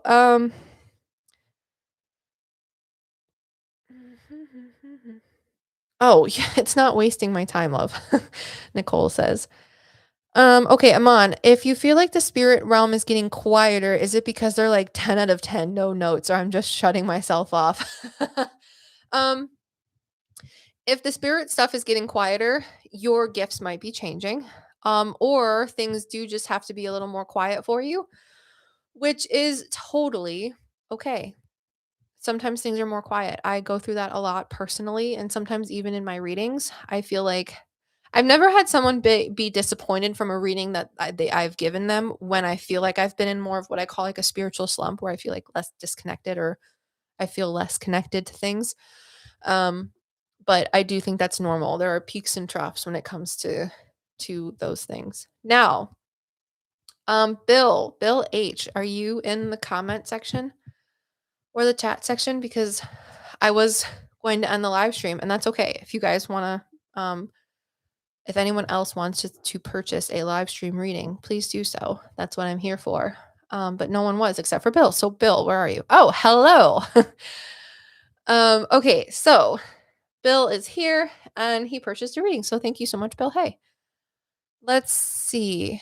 Oh, hi, Ashley. Hello. Bill's here. Woohoo, right? Okay, so Bill says, I have been stuck for a while in a couple of my areas of my life, and I'm just wanting to see if there is any change coming or what needs to be done or done differently. Also, if anyone who has passed has anything for me. Okay. Bill, do you have a he could either be a father or a grandfather. I'm leaning more towards grandfather, but I could be wrong.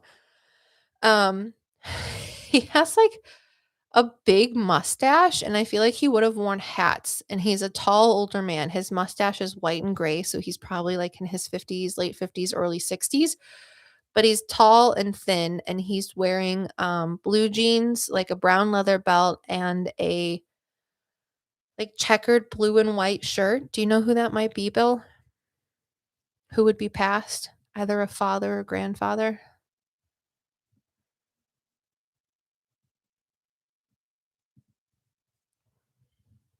And I'll give you time to respond while I take a sip of my water.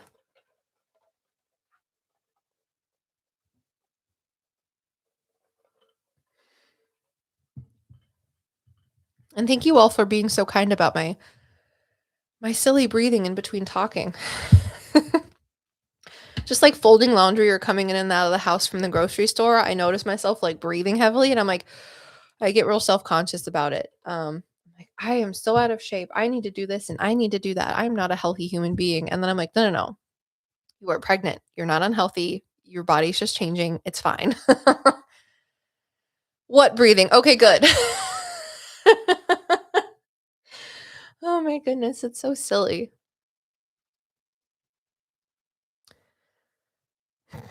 I'm trying. I'm so excited to have this baby, guys. I can't wait to have a little summer baby. I am so excited. I can't wait to see what they look like. I think someone asked what they are, but I'm not telling you. Oh, thank you, Aman. I appreciate that. I think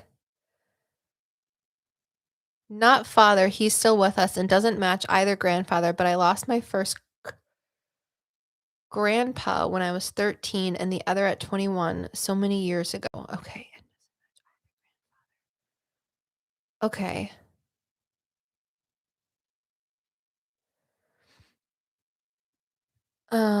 Give me 1 second. So Ash says, if I want to purchase a home reading, what doing click lol. I don't have house readings for the mini live stream readings. Those ones are just on my website as like a normal private reading. But if you want something like that in the future, I could try to do it for a live stream reading. Um, but if you want to do a private one, Ash, you can do that. So, okay. I don't know who this man is. However, Bill,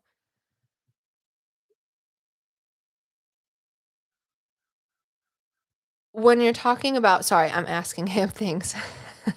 He may have been like a family friend or an uncle maybe, I don't know, but he's very distinct. He has like a very like, is this the right person?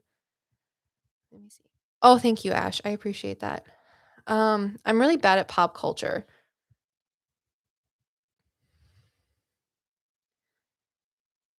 He has a very sort of like John Wayne, like the old, actor vibe to him, but if he had a mustache. Um, so I don't know who he is if we can't identify him, um, Bill. However, I was asking him what it is that he can help give you answers for because I see him standing like in the front yard of a house. The house is smaller, but the front yard is green and he just like has he's wearing boots and he has his hands like in his pockets or like his thumbs like hanging out of his front pockets and he's standing up very tall. So if you're able to figure out who this man is, if he was a family friend or an uncle or someone else that we might just not be thinking of, um, he's the one that wants to answer your question. So you said you're stuck in a couple areas of your life. Bill, are you married? It could have been grandfather on mom's side. Oh, okay, perfect, perfect. Does your mom side of the family have lighter colored eyes, Bill? It's giving cowboy farmer vibes from the description. Yes, a little bit cowboy farmer vibes.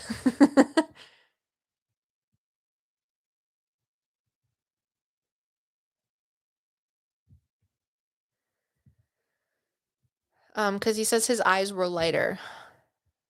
Widowed and yes. Okay, so I feel like he could be the grandfather on your mom's side because when you say mom's side, he gives me the information of that there were lighter colored eyes on that side of the family, either blue or green or like a very light hazel, but not dark. But he had darker colored hair, whether that be like a dirty blonde or a brown. But he's very manly, like very manly. um, and oh, widowed and yes, as in like, are you married? I'm so sorry about the loss of your partner. Okay. So, because he says one of the things that's been hard for you is your marriage. So, if you're widowed, I am so sorry for your loss. That is terrible. I don't have anything better to say aside from that. I have a friend who is already widowed and it makes me angry. um, so it's just you're not remarried, are you, Bill? No?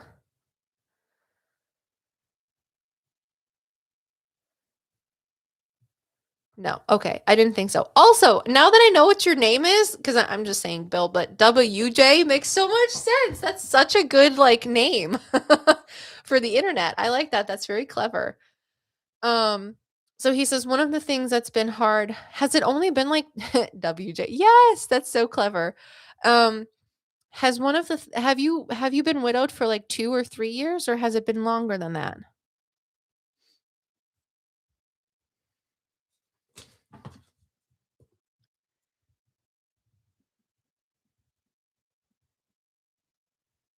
2015.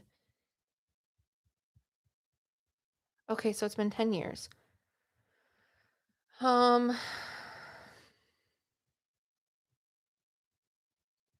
'Cause a lot of people when they book readings with me will ask me like, "Oh, I don't want you to know my secrets." I'm not gonna know anybody's secrets, so only what you're comfortable with me knowing is really what's going to, come through.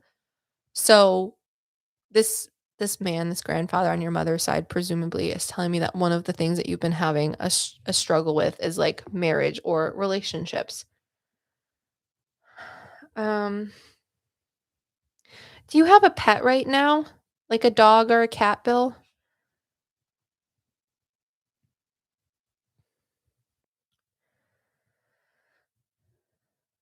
Or was there a pet that no pets, okay. Um, did you have pets when you were married to your partner, to your spouse?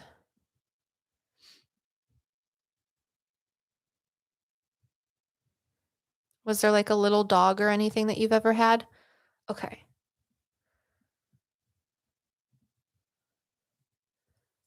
Um,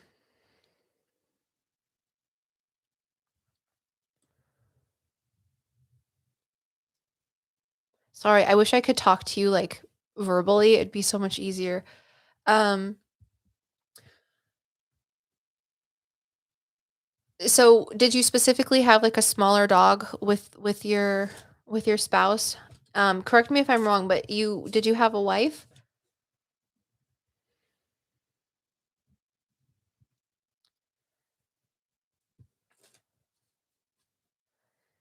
Yes, yes, okay. And did your wife have blonde hair?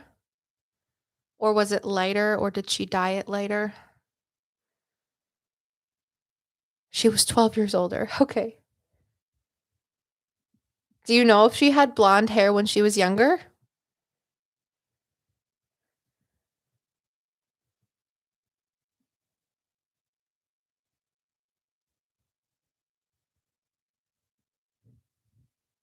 My sticky notes that I'm writing on. It was I feel like it either was, like, light brown or it was, she was Dutch but had darker hair as an adult. Okay, got it. Okay, so then maybe that's why I'm getting when she was younger, did was her hair, like, maybe a little bit longer than shoulder length, and was it curly?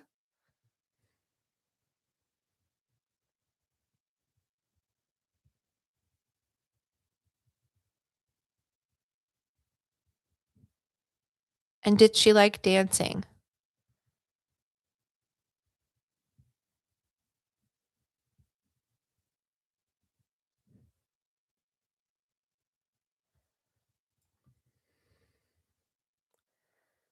Always long hair, and she would constantly straighten it. Okay, because it was curly, got it.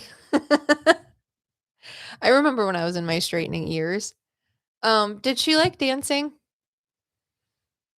Or do you know if she ever did, like, square dancing or some sort of, like, dancing?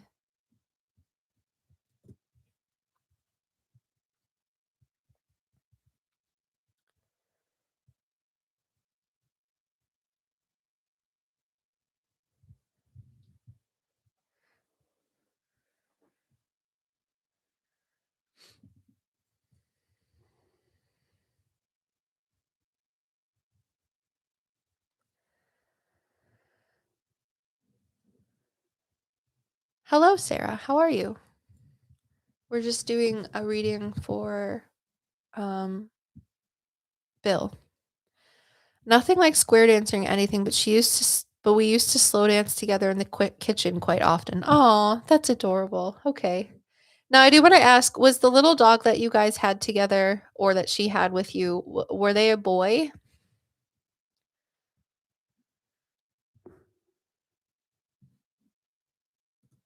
And thank you for everyone that's been patient with the chat, since that's just kind of how readings like this go a little bit.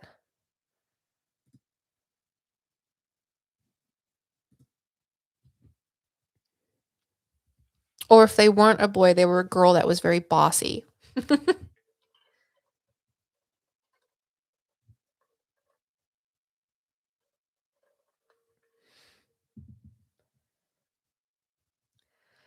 Yes, an English Springer Spaniel. Okay, good. 'Cause, sometimes when I do readings, there's a soul that will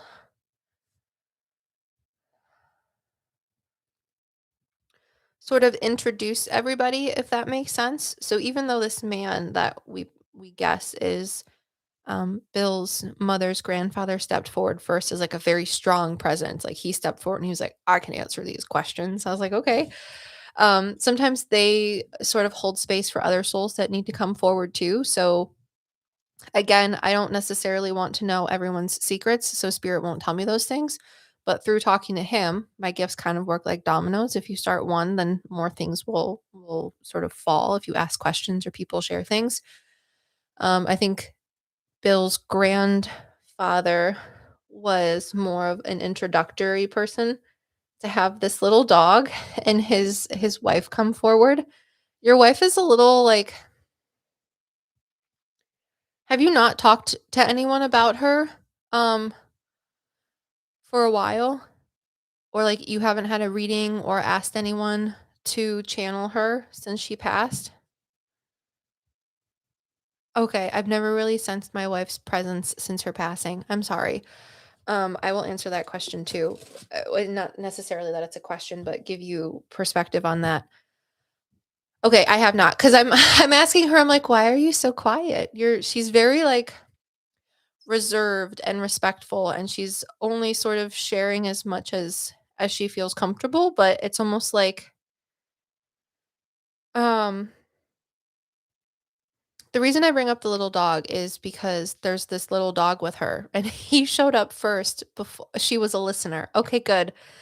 I almost kind of feel like you guys haven't talked or met since she passed, which is why I asked. She gave me that little bit of information. So it's kind of like that you're meeting again after a while. So she's a little like toe in the sand, like quiet, like I was doing this, if you will, like nervous. Um, but sorry, I'm just out of breath and I'm trying not to be emotional. Um, did was her passing slow? Was she sick for a while, or did she know something was up and she kind of just let it go? Bill.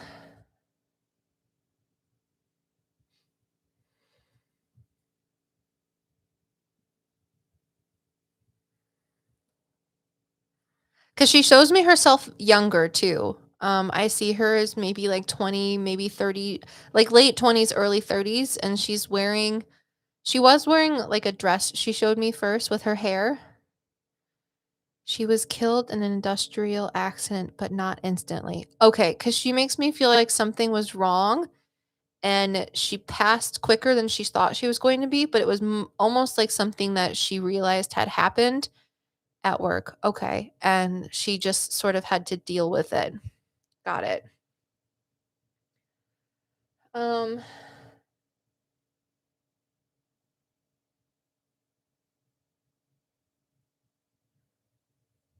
sorry, one second. I'm just writing. Um,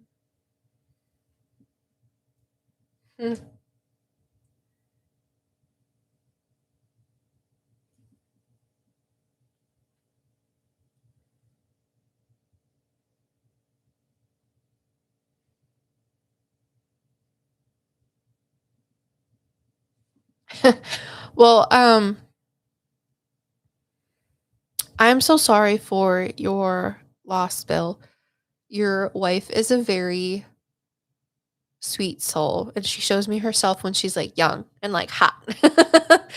um, which is kind of cool.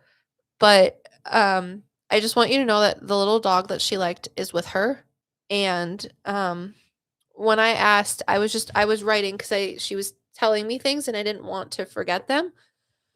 Um, she says that when she died, you guys had a lot of plans still.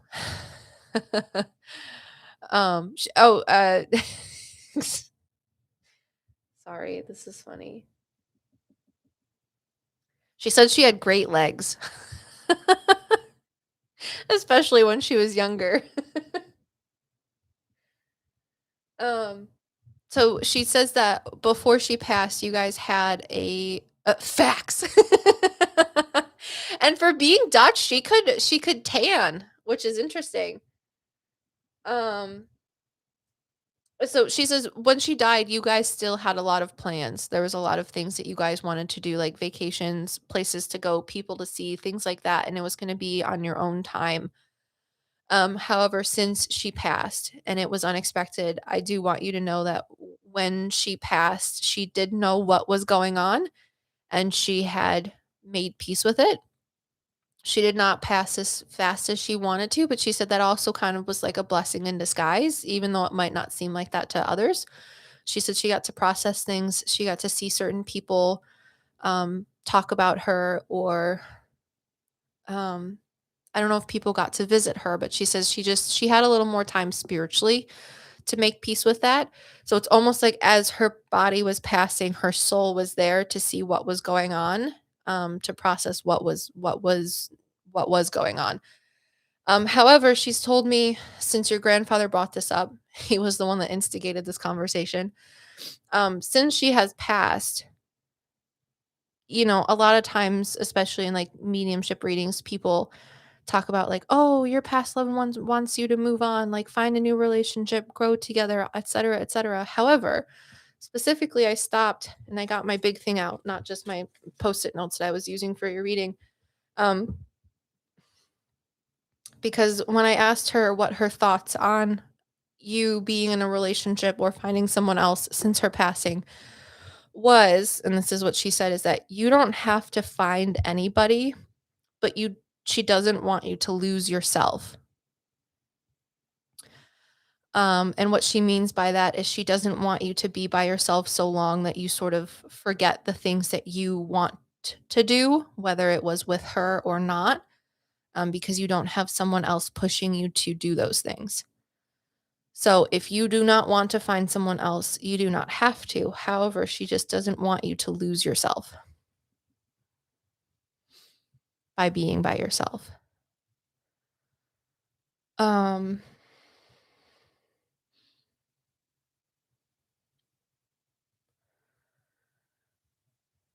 did you buy her jewelry, like sparkly rings and things like that? Were you someone that would give her like little jewelry presents when you could?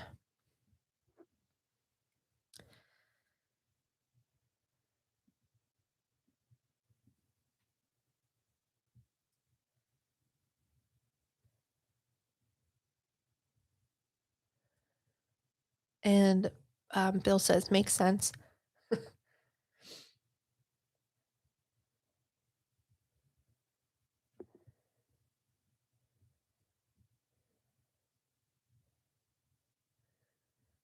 Steiner. Yes, especially the last couple years before she died. So she's standing in heaven and she's wearing this like dress. She also changed her outfit for a second and she's wearing like jeans and a nice t-shirt. And the jeans are like tucked in. She's got like a cute belt. But she has things, she has her hands up and she's kind of not like wringing her hands, but she has her hands in front of herself and she's like kind of shyly talking to me with her hands in front. But she showed me that her like ears and her hands, she has jewelry and she just wants you to know that she's wearing your jewelry in spirit as best as she can. The things that you got her, because she's sparkly. That's specifically what I wrote. Sparkly. So she just wants you to know she's wearing those things in heaven. Um, you didn't have any kids, did you? No?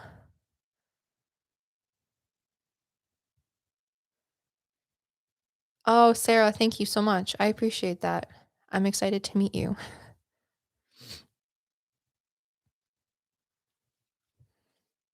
Because I feel like you don't have kids, but I could be wrong.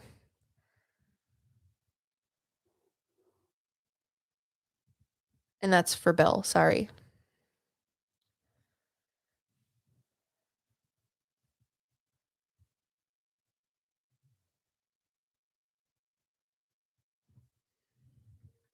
Thank you for everyone that's watching and who has liked. I appreciate it. And we just got a whole bunch of readings after Bill purchased one. One son together and she had two daughters, so two stepdaughters. Okay, got it. But are they all like all grown?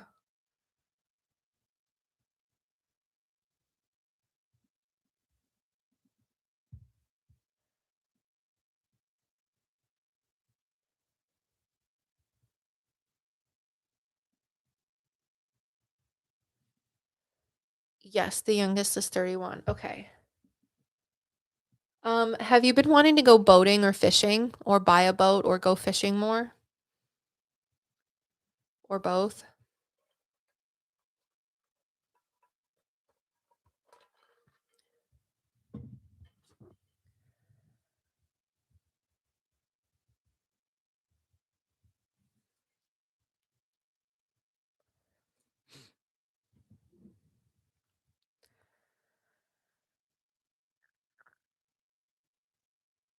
Crying at work, Steiner.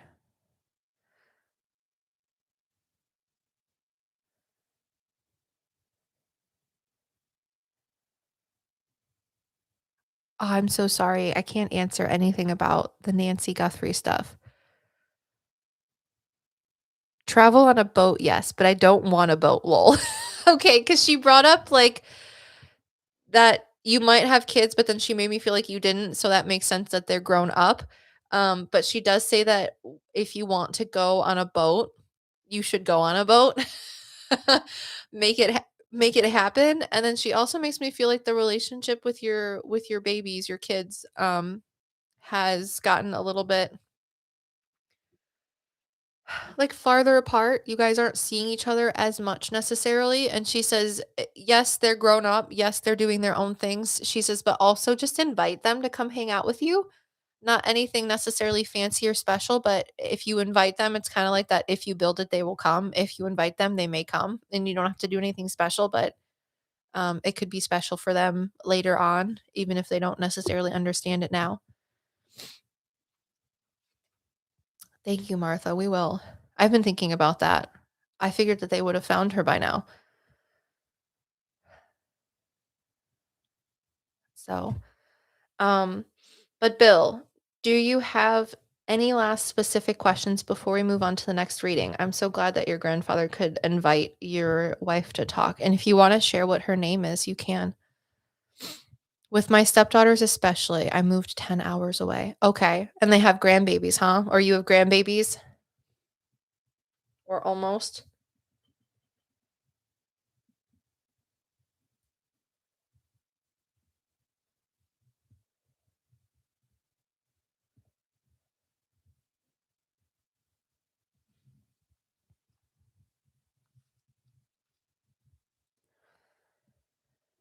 Wanda.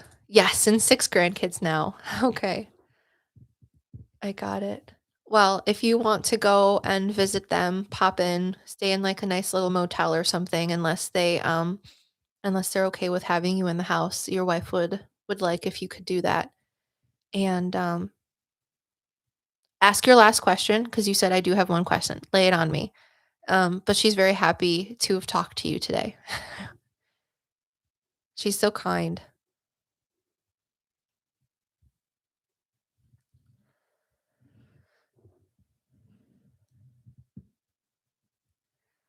And thank you for everyone being patient with the chat delay and things like that. Also, if you wanna do a YouTube thing where, like, you have other people, because I know I talked about the silly things about YouTube Lives when you're, um, trying to use, like, different browsers and things at the beginning of the video. If you wanna do, like, a YouTube Live where people that have their own YouTube accounts, you can chat with them, you can only do it on a mobile app. Isn't that crazy? Why can't you do it on your laptop, like, your, like, desktop?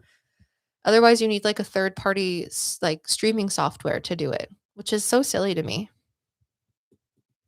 'Cause I'm just thinking, like, it would be fun to have people, like, conversing real time instead of just the chats, but this is fine too. I know, right, Ash? Isn't that silly? Thank you, Paper Flower. She says, "Liv doesn't answer current cases, mostly people who have passed decades ago in investigations. Um, Solar Globe Meditations does current events, though." Okay, cool. Okay, so Bill says, "I had a friend who saw her within a year of her passing while we were working on a house, but he had never seen a spirit before in his life, and he questioned it since. Was it her? Was he outside?" Bill?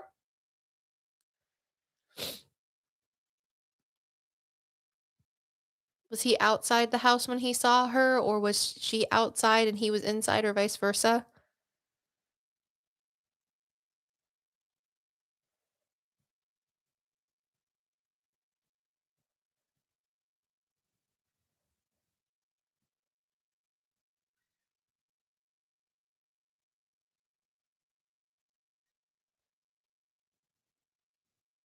She was at the top of the stairs while we were hanging drywall. That is so funny. I feel like, does your friend have a mustache? Or like a goatee? Does he have facial hair?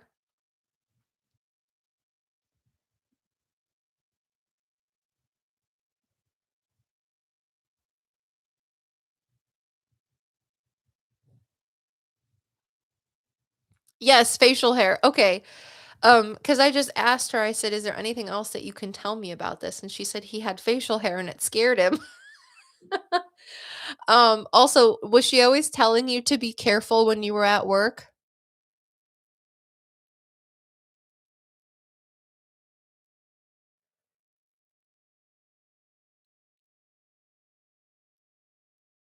He was so shocked. He almost didn't tell me because she's laughing like quietly. Yes, always.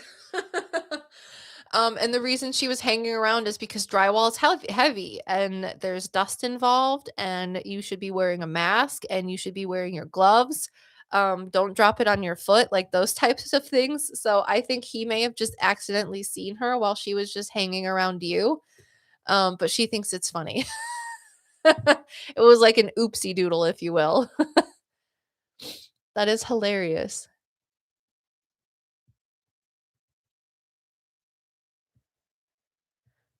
So I'm glad I could answer that question for you. So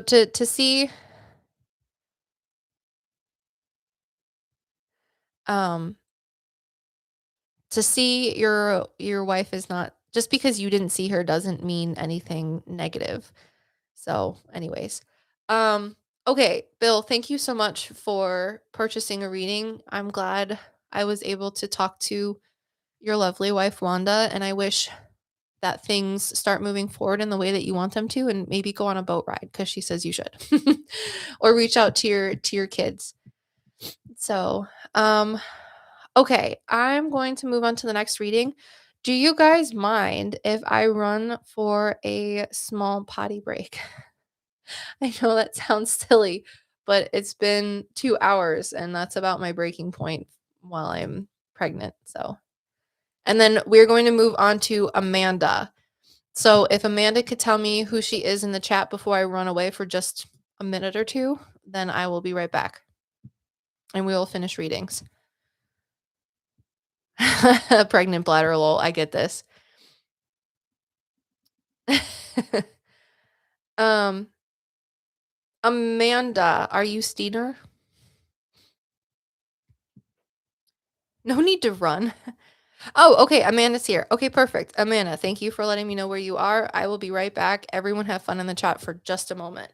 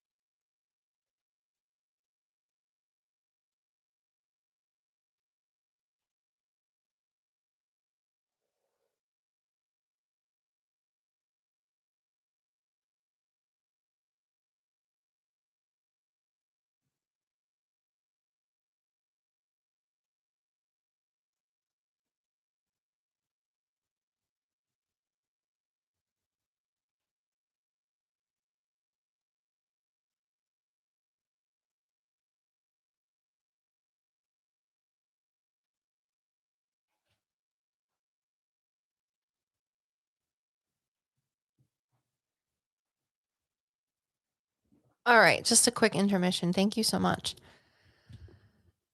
Okay. The bump. Thank you. I feel like my belly's so much bigger than it was last time at 5 months, but I appreciate it. Very excited. I'm not gonna talk about having babies anymore because 'cause I'll just cry. Bill almost got me with Wanda. You guys are so cute. Okay. Amanda, thank you so much for purchasing your medium reading. Your question is, what could I need to know right now? Any messages from any loved ones? Okay. Um,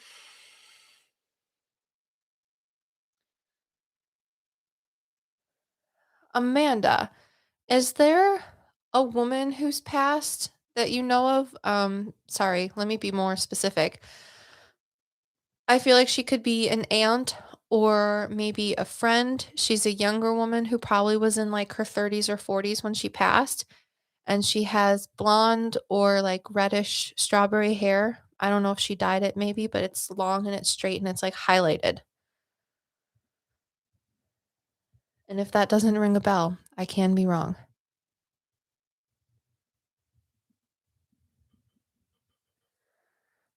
Not that I know of. Okay, that's all right.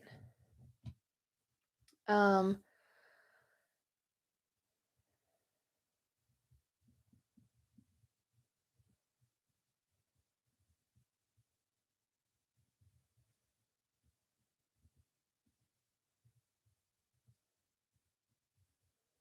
Sorry, I'm just asking for more information because your question is general, which is okay. Um,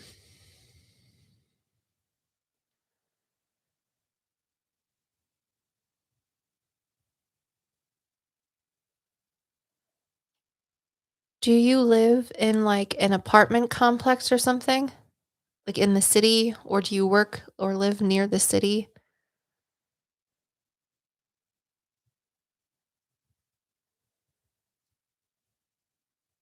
Yes. Okay. Because I'm getting more psychic information on my left hand side since this woman on the right doesn't necessarily make sense. So I'm just trying to ask someone to give me more information to answer your question. Um, are you thinking about moving, or are you uncomfortable with your living situation, and or um something with your job, but they're showing me more of like your living situation, but somehow it's linked to your job a little bit. I don't know if you necessarily want to change your job, but it's more like where you're living isn't making you as happy.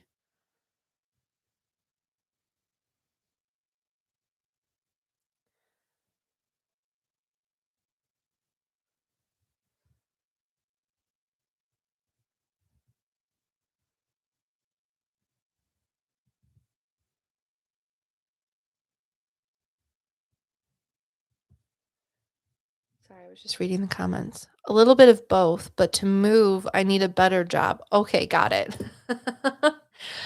um,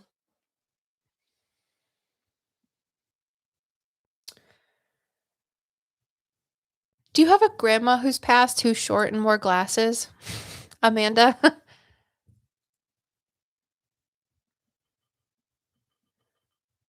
She's, like, short and a little chubby. Okay, with glasses? Okay, because I was like, "Can anyone else please give me more information on the situation?" And this little grandma came forward, and she, like, has her hands, like, clasped in front of her, but, like, down by her waist, and she's like, "Maybe I can help." I'm like, "Oh, okay, cool." Um, is this grandma related to your dad's side, possibly?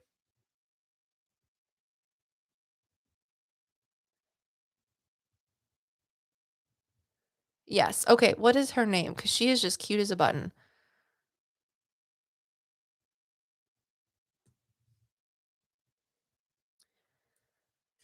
Just because then I can Oh, Teresa. So cute. Okay. She looks like a Teresa.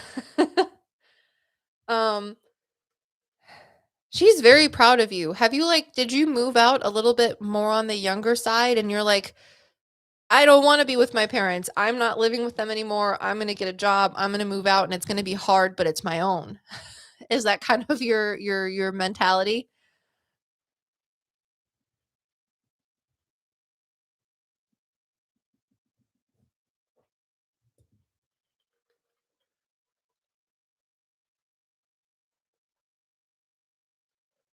Yes, last August. Well, Amanda, just know that your grandma Teresa is proud of you because she says, "Good for you." You know, like when old people, you tell them things and they're like, "Good for you." It's so cute.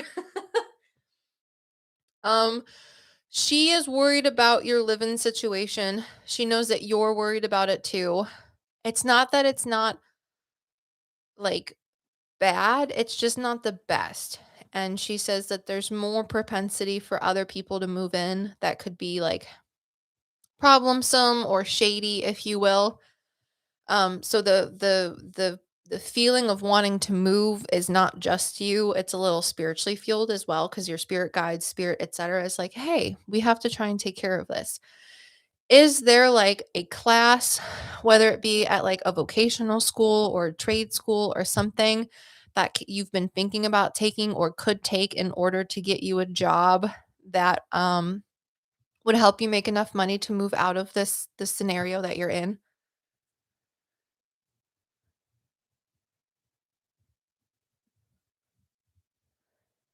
I'm taking one now. Okay. Good. Well, your grandma Teresa is there to help you. Your spirit guides are also there. And when I say spirit guides, not necessarily one is stepping forward. They're more talking like cohesively, if you will. Sorry. um, but just know that your grandma Teresa is going to help you because she very much thinks that what you did to move out and go out on your own was a very brave and courageous thing to do, and she's going to be there to help you throughout your journey. So just know that your spirit guides and your grandma know the steps that you're taking to better yourself and get yourself into more adequate financial situations as well as living situations. And if you keep working on it and don't listen to like other people's, she says, more laissez-faire personalities or perspectives nowadays, you're gonna be just fine. So that's super cute. Um and if you keep at it, you'll do just fine. But being able to get where you need to so that you can live somewhere that's a little bit safer is what your spirit guides and your past loved ones in spirit are helping you and rooting for you to do. So perfect. I'm glad someone came forward. Thank you, Teresa. um, all right. So let me move on to the next reading. Thank you very much, Amanda. I appreciate that. And I wish you the best moving forward. Good job taking classes that you need to. I know it's always scary. Okay, let's see. Oh, Ashley, there you go. It's your turn. I know who you are, Ashley, I think. You're the only Ashley that's been in the. Yeah, Ash. Okay, got it. Perfect. Um Oh, you did a plant psychic reading. Cool. I love talking to plants. They're so silly. Okay, let's see. I'm a golden oldie. That's so funny. Stop. All right. Dealer's choice. I have loads. um, if anybody is in tune to plants, do you think I should move this one? I feel like he doesn't want to be moved into another plant pot because he's just absolutely crazy, but I also feel like he needs to have a new pot. So, anyways, I don't trust my judgment because he's my plant. Anyways, um, oh, a Venus flytrap called Tyra in my home, but my husband has the real green finger lol. He has loads of plants and bonsai trees around the back garden, so take your pick. Okay, well let's focus on the Venus flytrap first. Um, is this like a medium-sized Venus flytrap, Ash? The plant said, "I like the spot." Yeah, he likes gossip. So when I do lives, he likes that. And I'm sure Roberto likes when I do readings too. I don't think he's much of a crier though, like me. Yes. Okay. Um Because, like, when I read Venus flytrap, my egotistical brain is like, small Venus flytrap, like the tiny ones that you buy at the store and then they die really fast. But this one's like, I'm bigger than that. I'm sassy. I'm like, okay, fine, you do you. Um, so I feel like you have it in a place that it likes sun, but it needs more humidity. Tyra, your Venus flytrap.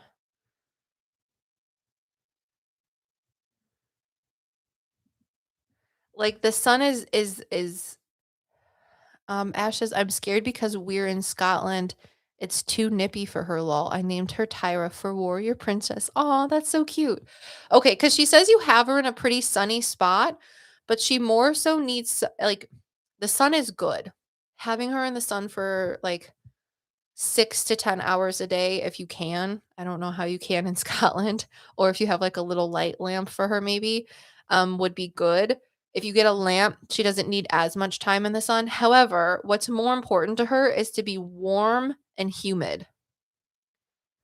So, if there's, like, a heating pad or if you water her, you can put, like, warm mist on her or, like, warmness on her roots. She just wants to be warm and the internet hates this word, moist. She's at the window in my kitchen. I think a lamp might be good. Okay, perfect. Cool, cool, cool, cool, cool. But other than that, she's very sassy. Um, do Venus flytraps need to have a certain type of like fertilizer in their soil too?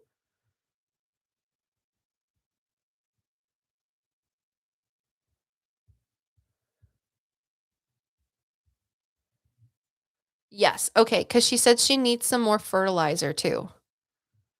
Something about her roots. I get like a salty sort of taste in my mouth, and then she shows me how her roots are sort of like thick tendrils. And she says she needs some more of whatever that salty stuff is that she gets from her roots. So demanding. I didn't know that Venus flytraps needed like fertilizer. I've only ever bought like one or two and then they die very quickly and it makes me sad. But I do enjoy watching them eat flies until they haphazardly die in my house. um okay. And then does your husband have a bonsai tree that gets pink or red flowers?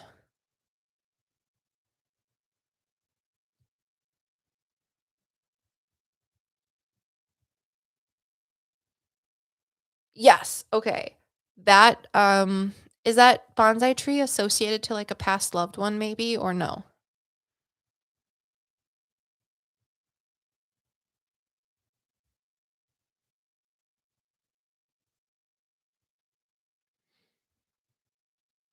It's okay if they're not.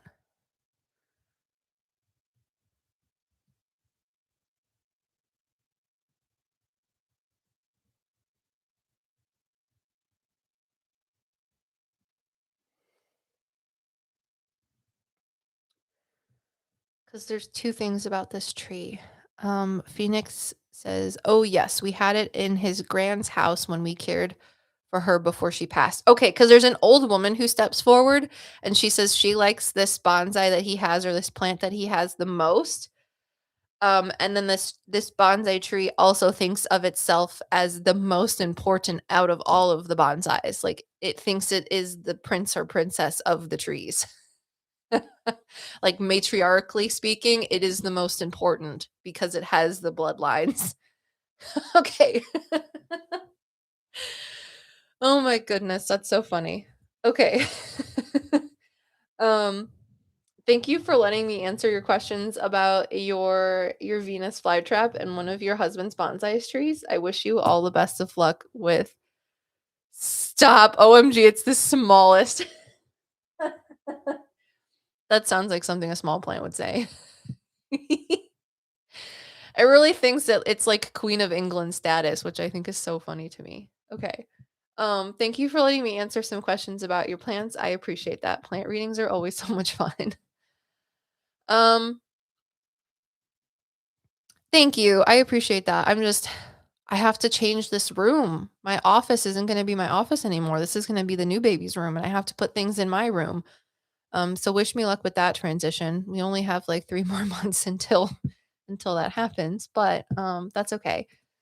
So we have one more reading, and then I think we may call it a day. But you guys have made this a very lovely day. If you couldn't tell when I first got on, I was not having a good day, and talking to all of you have made my day much better. So thank you so, so much. Okay, so the last reading is, I'm so sorry if I ruin your name. It's a psychic medium reading for Unur. Is Unur here? Unnur. Bonsai with a Napoleon complex, right, Bill?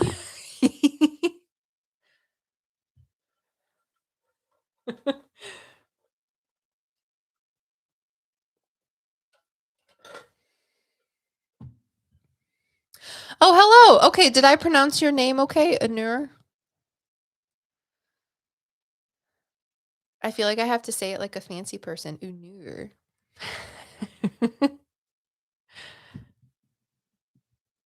Also, hello from Iceland. Thank you so much. Okay. Um, I have only had a couple people from Iceland and Finland, and I appreciate you guys. You're always lovely to talk to and very kind. Good night, paper flower. Okay, so Inir says, hello from Iceland. I wonder if you could tell me something about my rescue dog. Her name is Kala and she comes from Crete. She's almost 7 years old now and is my love. We are always together. She suffers so much with allergies, and I wonder if there's anything I can do to help her. Okay, let me write that down.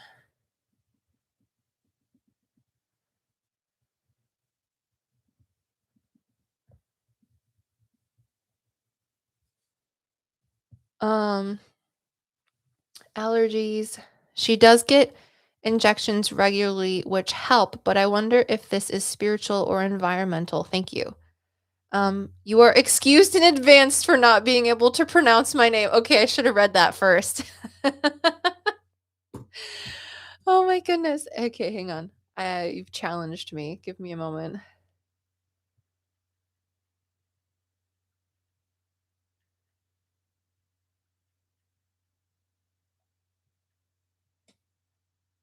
U-N-N. Wait, yeah. U-N-N-U-R.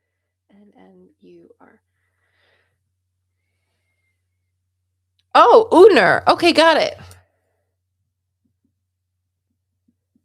I can do that. See? I found the phonetics. Okay, Uner. So you have your dog Kala. Let me ask, is Kala black and white? Or do you know what kind of dog she is?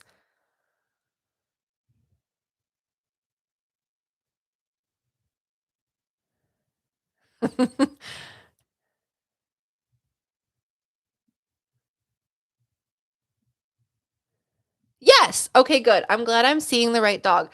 She is just absolutely adorable. And she is just the sweetest little girl. Like when you go up to her, her little head goes down and she's got the little wags and she gets a little crooked when she's wagging. She's just the cutest and she's so girly. Like so girly. She needs like a flower hat. Like a little flower sun hat. You can correct me if I'm wrong, but she is just a cute little girly pop. um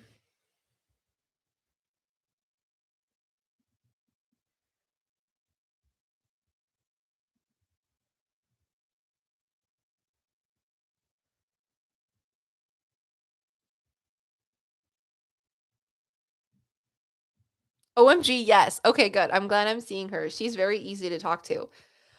Do you know if she was born in the winter or like in the cold months? I know she's a rescue. I don't know anything about Crete as a place. When I ask her about her allergy issues, so when I'm talking to pets, there's two ways that I'll talk to them. One of them is what I call one-on-one or mano e mano. So it's things from their perspective, their point of view that they understand and have experienced. And the second way is more omnipresently. So it's almost as if Sorry, I just got a notification on the Metapsychics Discord server, and someone said there has been a lot of sightings of Bigfoot um recently.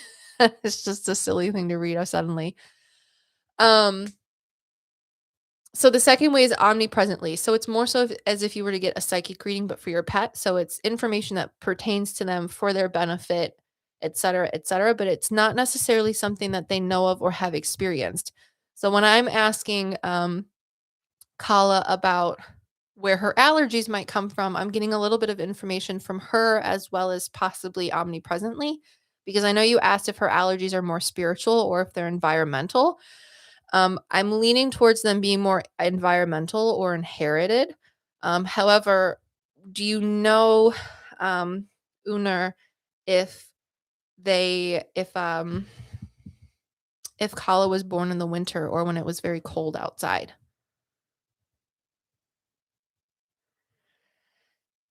They think she's born in the beginning of May. I'm not sure what it's like in Crete. Okay. Um, because I feel like when she was born, there's like something with like her skin and with her coat. Even though she has very nice fur and she's very, very cute, she makes me feel like I don't know if they gave her like a certain bath when she was rescued or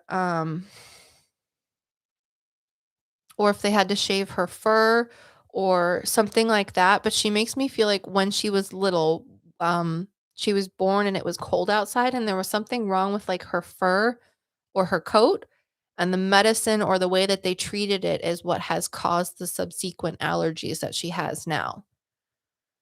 So I hope that answers your question. I don't think it's anything spiritual. I think it really is environmental.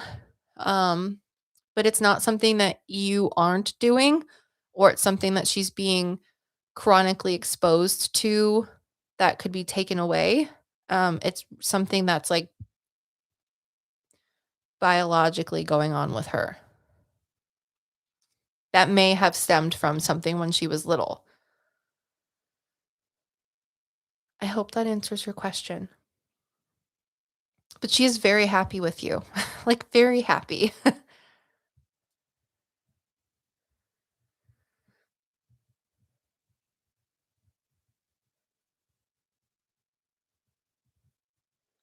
And we'll just wait for Uner to respond. Thank you for everyone who's been here today. I really appreciate it.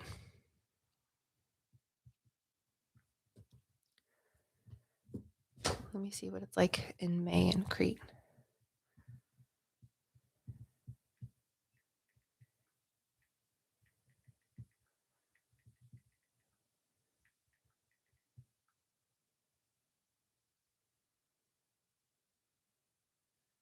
Oh, it's warm in Crete.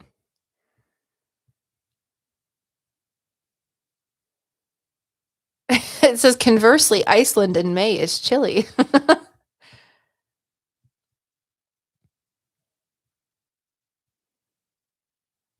Hmm. Yeah, I think there might have been something wrong with her skin or her coat when she was born. Isn't there an active volcano there? I don't know. Is there?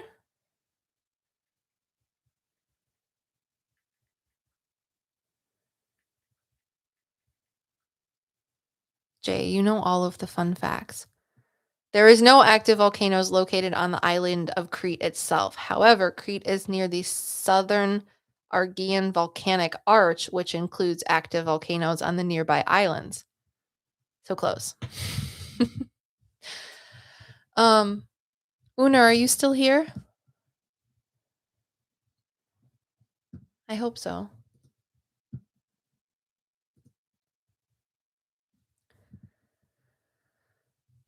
We'll wait a couple more minutes.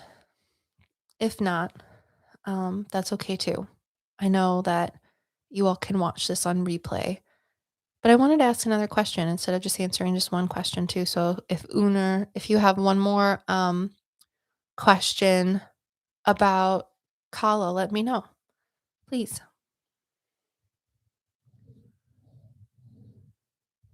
Because I was gonna ask too, if you've ever taken her on a boat or near water, because she talks about water and possibly being in like a canoe or a kayak or a small boat.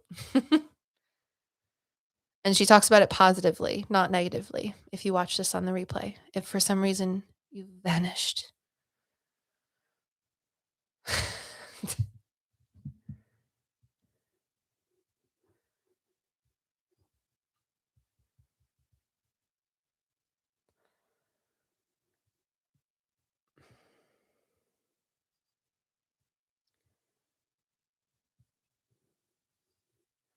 OMG, my internet is going. If I can't respond, I thank you with all my heart. This answers a lot of my questions. Oh, okay, good.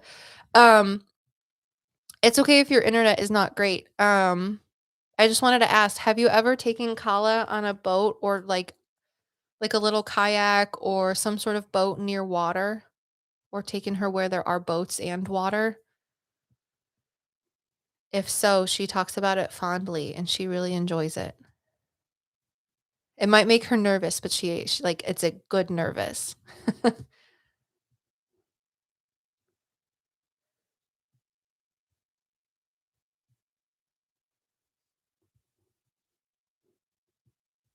We'll wait one more second. Well, one more. We'll see. I don't like leaving if people aren't listening. Like, don't get to respond because I appreciate you guys supporting me. And we got readings. I didn't think we were going to get any readings today, so thank you very much for that. I haven't bought any baby clothes yet. I need to do that.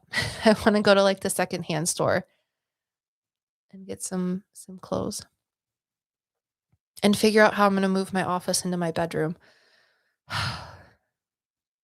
Time for your interpretive dancing. I'm not very good at interpretive dancing. I'm not very good at dancing in general, but I do like to watch people dance and think that one day I could be like them. Like if I could be on Dancing with the Stars, I would do that in a heartbeat. Would I win? No. But would I have fun trying? Yes.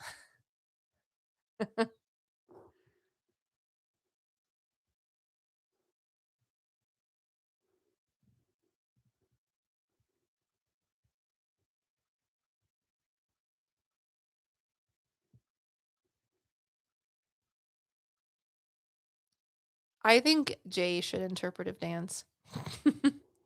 Okay. I think I think Uner's internet has died, but I think they can watch back here. And Uner, if you're watching this, let me know in the comments below. I'll try to respond. If there's anything about boats and water that you take Kala to, because she thinks that it's really, really cool.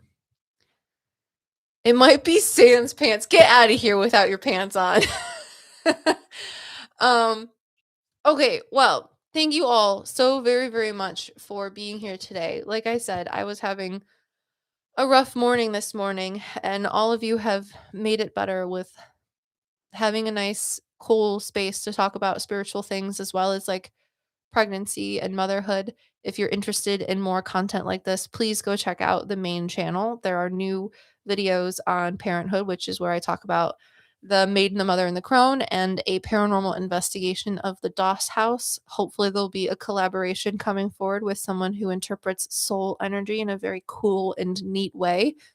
As well as maybe a podcast with my hubby where we talk about Saturn returns, since we're both beginning the journey of that. If you're interested in a private reading, I offer private readings as well on the PsycKicks website, which is just metapsychics.com. And you can peruse whatever readings that I have available. If you're interested in exclusive services, that is a Patreon thing. That is like Akashic tier and higher. So I do private past life readings or readings and wing readings, which are really fun that I was excited to bring back. And if you're interested in other exclusive things like behind the scene videos, like the Doss House bathroom mediumship video, that is also on Patreon. Jay, private readings are fantastic. I just got done talking to Jay's like 7 cats, and it was a fabulous time. I'm not gonna lie. Yeah, pet psychic readings are always fun to do, and if you're interested in more content, Patreon is a great place to find it. Whether you're a part of the Discord server or the monthly mediumship book clubs that we've been trying to do as well, it's all on there. And I appreciate all of you, and I'll see you guys next time for another stream, whenever that may be. But there will be more. And again, the description below has links for resources on how to get assistance for insulin and other medications that other people might be having a hard time with availability and financial stability with that. So please use those, send those, do your own research because there's resources. And I wish everyone has a lovely, fantastic day. Bye.